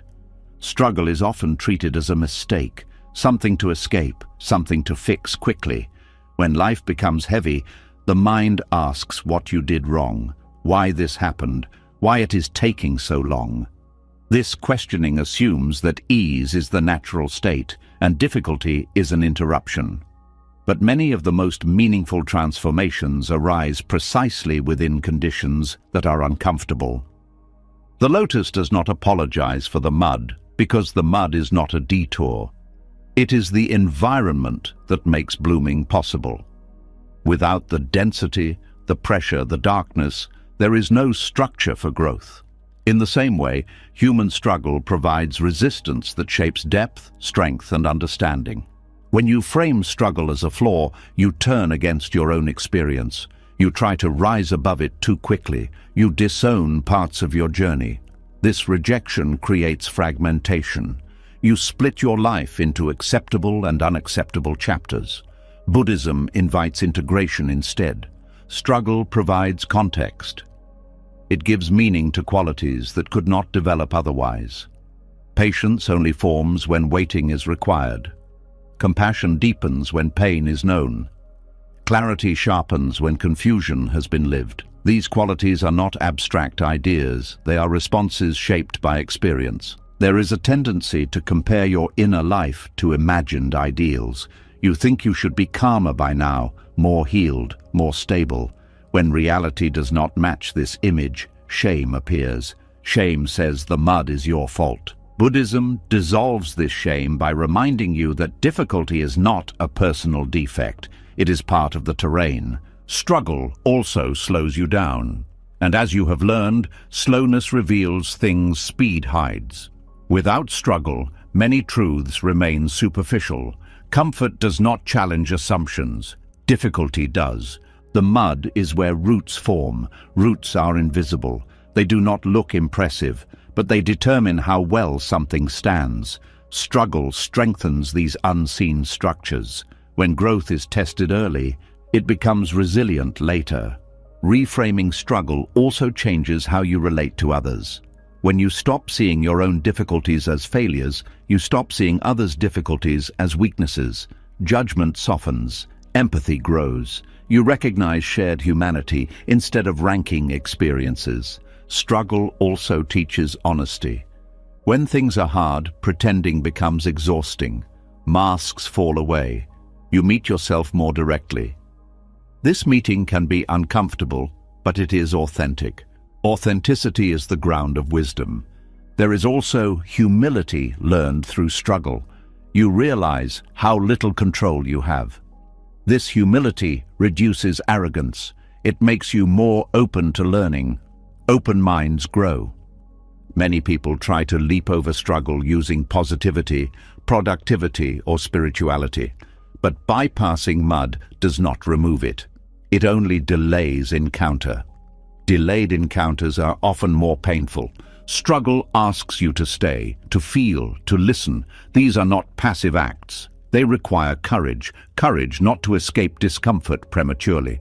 When you stop apologizing for your mud, you stop explaining yourself. You stop justifying why things are hard. You accept the season you are in. Acceptance brings relief. Struggle also clarifies values. When things are easy, values remain theoretical. When things are hard, you see what truly matters. Choices become clearer. The mud also protects growth. Fragile beginnings cannot survive exposure. Difficulty shields development from premature display. This protection allows authenticity to form. There is also creativity born from struggle. When familiar paths are blocked, new ways emerge. Necessity sharpens ingenuity. Without constraint, creativity often remains shallow. Struggle teaches endurance, not endurance as suffering, but endurance as continuity. You learn how to keep going without losing yourself. This skill is essential for long-term growth. Reframing struggle also changes how you relate to your past. Instead of regretting difficult chapters, you begin to understand them. Understanding replaces resentment. The mud holds nutrients. Pain carries information. When you extract meaning rather than flee discomfort, insight grows. Insight is nourishment. Struggle also reveals attachment. You see what you are clinging to when it is threatened. This seeing allows release. Release brings freedom. When you accept struggle as context, you stop rushing healing. You respect timing. Healing unfolds organically when not forced. There is also a shift in self-talk. You stop asking why me and start asking what is being shaped here.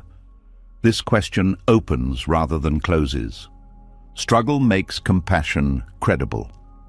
Without lived difficulty, compassion remains an idea. With difficulty, it becomes embodied. The lotus does not bloom by rejecting the mud, it uses it. Similarly, you do not grow by erasing struggle, you grow by relating to it wisely. Reframing struggle reduces fear of future difficulty.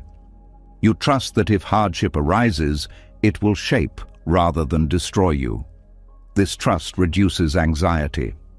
There is also dignity in struggle, not romanticizing pain but honoring effort within it. You acknowledge your resilience without glorifying suffering. Struggle teaches patience with imperfection. You realize that growth is uneven. This patience softens self-criticism. When struggle is seen as context, not flaw, identity shifts. You are not broken, you are becoming. This reframing also changes success. Success is no longer absence of struggle, it is presence within it. The mud also grounds you. It keeps you connected to reality. Idealized paths often lead to disillusionment. Real paths include difficulty. Struggle reminds you that wisdom is lived, not imagined. It is earned through engagement. When you stop apologizing for your mud, you stop hiding. You bring your whole self forward. This wholeness is powerful. There is also relief here. You no longer carry the extra burden of shame. Difficulty is enough without judgment added. Reframing struggle allows gratitude to emerge. Not gratitude for pain, but gratitude for what pain has revealed. The lotus blooms not in spite of where it grew, but because of it. It does not reject its origin, it integrates it. In the same way, your clarity, your compassion, your depth are not accidents. They are shaped by where you have been. When you understand this, the path changes tone. It becomes less about correcting mistakes and more about honoring process. Struggle stops being evidence against you. It becomes evidence of engagement. And in that understanding, you stand taller, not because the mud is gone, but because you no longer believe it disqualifies you. You do not apologize for the conditions that shaped you. You grow from them. And like the lotus, you rise without denying where your roots are planted. When you stop apologizing for the mud and accept struggle as part of the terrain, another quiet discomfort often remains. Even with acceptance, even with patience, even with trust. There is still confusion. Direction is not clear. Answers do not arrive. You may be doing everything right and still feel lost. This is the moment where many people turn back, not because the path is wrong, but because they believe certainty should come before movement. Feeling lost is usually treated as a warning sign, as proof that something is off course. The mind believes that correct direction should feel confident, clear, and reassuring. But in lived experience, this is rarely true. Often the most honest movement forward happens while clarity lags behind. Confusion does not mean you are failing. It means the old maps no longer work, and new ones have not yet formed. This in-between state is uncomfortable because it removes familiar reference points. You cannot rely on past identities. You cannot see far ahead. All you have is the next step. Walking forward while feeling lost requires a different kind of trust. Not trust in understanding, but trust in orientation. You may not know where you are going, but you know what no longer aligns. You know what feels false. This knowing is enough to keep moving. The mind resists this because it prefers explanation over experience. It wants to label the path, name the destination, justify the effort. Confusion offers none of this. It asks you to proceed without intellectual reassurance. This feels risky, but it is often necessary. Many people wait for clarity before acting. They believe movement should follow understanding, but often understanding follows movement. As you walk, Perspective shifts. As perspective shifts, clarity emerges. Waiting for certainty can mean waiting forever. Confusion is not absence of direction, it is absence of confirmation. You are moving, but you are not being applauded by your own mind. This lack of feedback creates anxiety. Buddhism teaches that anxiety is not always a signal to stop. Sometimes it is a signal that you are learning to walk without crutches. Walking while lost also humbles the ego. The ego wants to know. It wants to appear competent. Confusion strips that away. You are forced to admit uncertainty. This admission softens rigidity. Softness allows learning. There is also honesty here.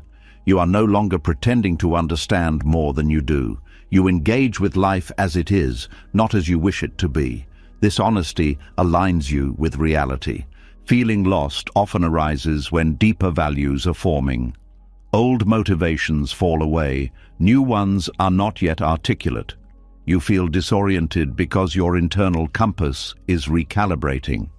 This recalibration cannot be rushed. Walking forward in this state teaches discernment. You learn to differentiate between confusion that signals danger and confusion that signals growth. The former feels panicked and contracted. The latter feels uncertain but alive. Confusion can coexist with correct direction because direction is not always cognitive. Sometimes it is ethical, sometimes it is relational. Sometimes it is simply the choice to continue with integrity rather than retreat into what is familiar. There is also patience learned here. You stop demanding immediate understanding. You allow insight to arrive on its own schedule. This patience reduces inner pressure. Walking while lost also strengthens resilience. You learn that not knowing does not paralyze you. You can continue anyway. This ability becomes invaluable during future uncertainty. The mind often equates being lost with being wrong, but many transformative journeys begin with disorientation. When familiar landmarks disappear, you are forced to rely on awareness rather than habit. Confusion also creates openness. Without fixed ideas, you are receptive. You notice unexpected signs. You listen more deeply. This receptivity invites guidance that certainty would block. Walking forward without clarity also changes how you relate to fear. Fear loses its authority to stop you. You learn to carry fear while moving gently. This skill builds confidence. There is also freedom here. You are no longer bound by rigid plans. You respond to what arises. This responsiveness keeps you aligned with reality. Confusion teaches you to value direction over destination. You focus on the quality of your steps rather than the end point. This focus improves how you walk. Walking while lost also reveals how much of life is navigated this way. Few things are fully understood in advance. Accepting this reduces frustration. There is also compassion for yourself here. You stop demanding clarity as a prerequisite for worth. You allow yourself to be human. Confusion often arises when you are leaving something behind. Old identities dissolve before new ones form. This dissolution feels like being lost, but it is also being freed. Walking forward while lost requires attention to small signals. What feels slightly more honest? What feels slightly less heavy? These subtle cues guide you. There is also trust in process. You believe that meaning will emerge through engagement rather than analysis alone. This belief supports movement. Confusion can coexist with correct direction because direction is often felt before it is understood. You sense alignment even when you cannot explain it. The mind resists this because it prefers certainty, but certainty can be misleading. Many wrong paths feel certain, many right paths feel confusing. Walking forward while lost also dissolves perfectionism. You stop waiting to feel ready. You begin where you are. This beginning creates momentum. There is also humility here. You accept that you are learning. Learning requires uncertainty. Without uncertainty, growth stagnates. Confusion invites questions, not questions demanding answers, but questions that open awareness. These questions deepen insight. Walking without clarity also trains presence. You cannot rely on autopilot. You must pay attention. This attention sharpens perception. There is also courage required. You move without guarantees. This courage is quiet but powerful. Confusion also reduces attachment to outcome. You are less invested in how things turn out because you cannot predict them. This reduces anxiety. Walking forward while feeling lost teaches you that direction is not always visible. Sometimes it is only felt after distance is traveled. Over time, you may look back and realize that what felt like wandering was actually learning terrain. You were gathering experience, not wasting time. Confusion also builds tolerance for ambiguity. Life is ambiguous. Resisting this creates suffering. Accepting it creates ease. Walking while lost allows you to meet life freshly. Without assumptions, you see what is actually there. This seeing is valuable. There is also faith here. Not faith that you know where you are going, but faith that you can respond wisely as you go. Confusion does not disqualify you from progress. It often accompanies it. When you stop treating being lost as failure, you stop panicking. You move more gently. This gentleness keeps you aligned. Walking forward while lost also teaches surrender. You release the need to control understanding. You allow insight to unfold. There is also strength here. You are not waiting for certainty to live. You are living now. Confusion becomes less threatening over time. You recognize it as a companion on the path rather than an enemy. Eventually, clarity does emerge, not all at once, gradually, often quietly. And when it does, you realize it could not have arrived sooner. It needed the walking, it needed the uncertainty, it needed the humility. You were not lost in the way you feared. You were learning how to move without a map, and that learning becomes one of your greatest strengths. When you learn to walk forward even while feeling lost, another space quietly reveals itself, a space that feels suspended. You have acted, you have chosen, you have planted something, but nothing has answered yet. No results, no confirmation, just waiting. This pause is uncomfortable because it does not belong to effort or outcome. It belongs to neither past nor future. And yet, this is where much of life actually happens. There is a deep unease in the gap between cause and effect. You do something meaningful and expect a response. When none comes, the mind fills the silence with doubt. Did it work? Did it matter? Did I choose wrong?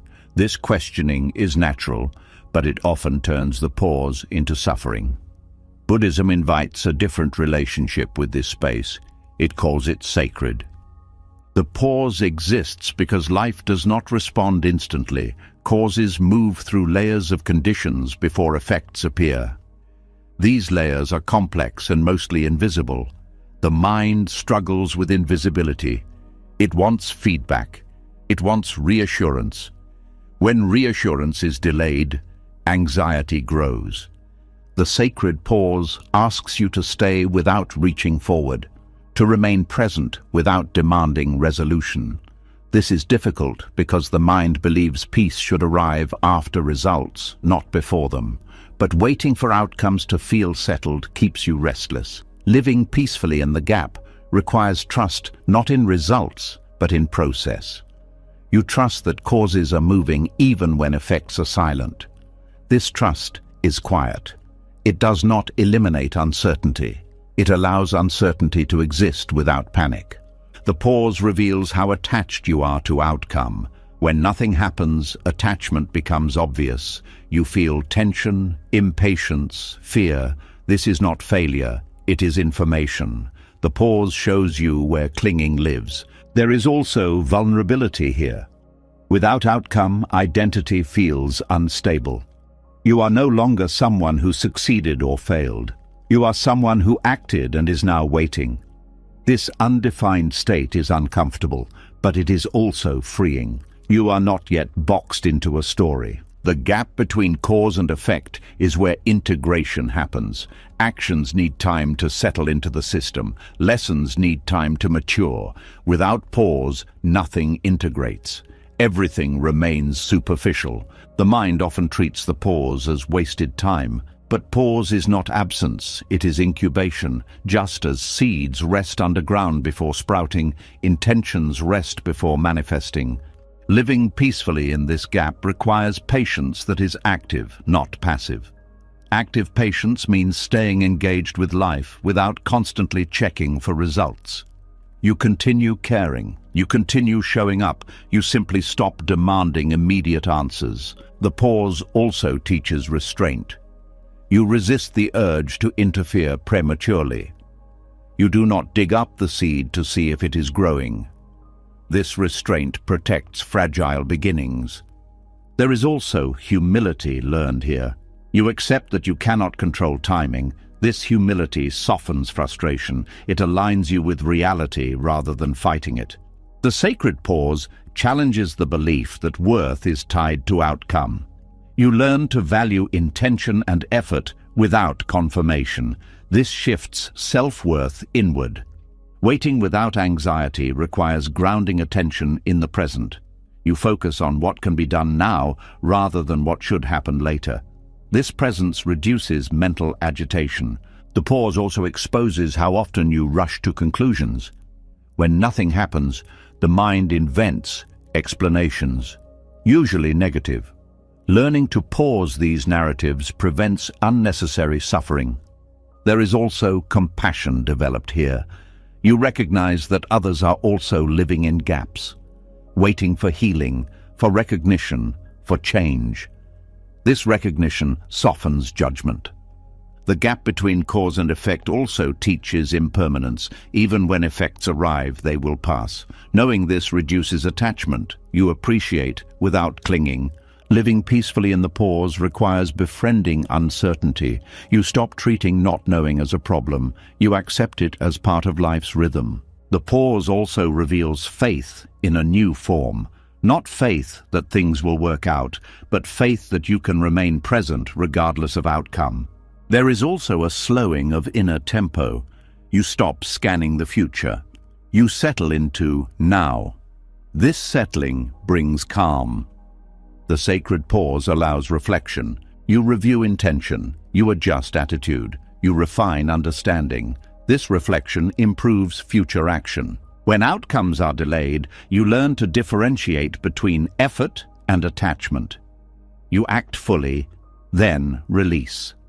This balance prevents burnout. The pause also creates space for gratitude. You notice what is already here instead of fixating on what has not arrived.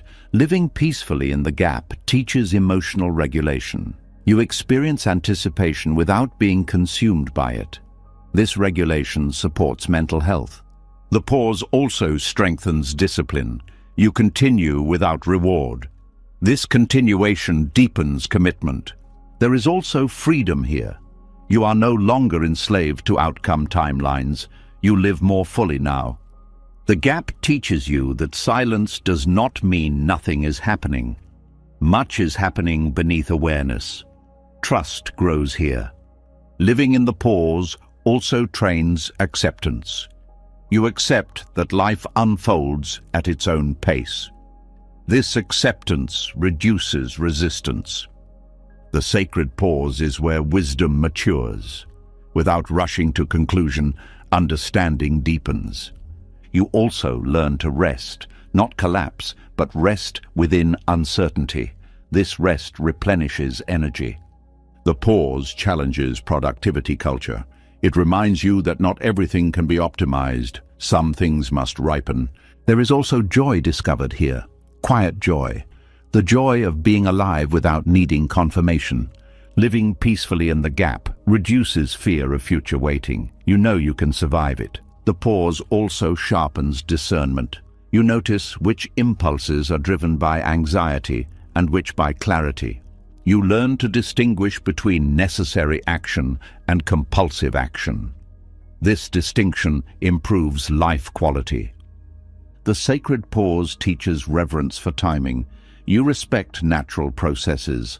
This respect brings harmony. When outcomes finally arrive, you meet them differently, less grasping, more gratitude, more balance. And when outcomes do not arrive as expected, you are not destroyed. You have learned to live fully, even without resolution. The gap becomes familiar. It no longer frightens you. It becomes a place of quiet strength. You stop rushing through life waiting for things to happen. You live where you are. The sacred pause becomes a teacher. It shows you how much suffering comes from impatience. Living peacefully in this space transforms waiting into living.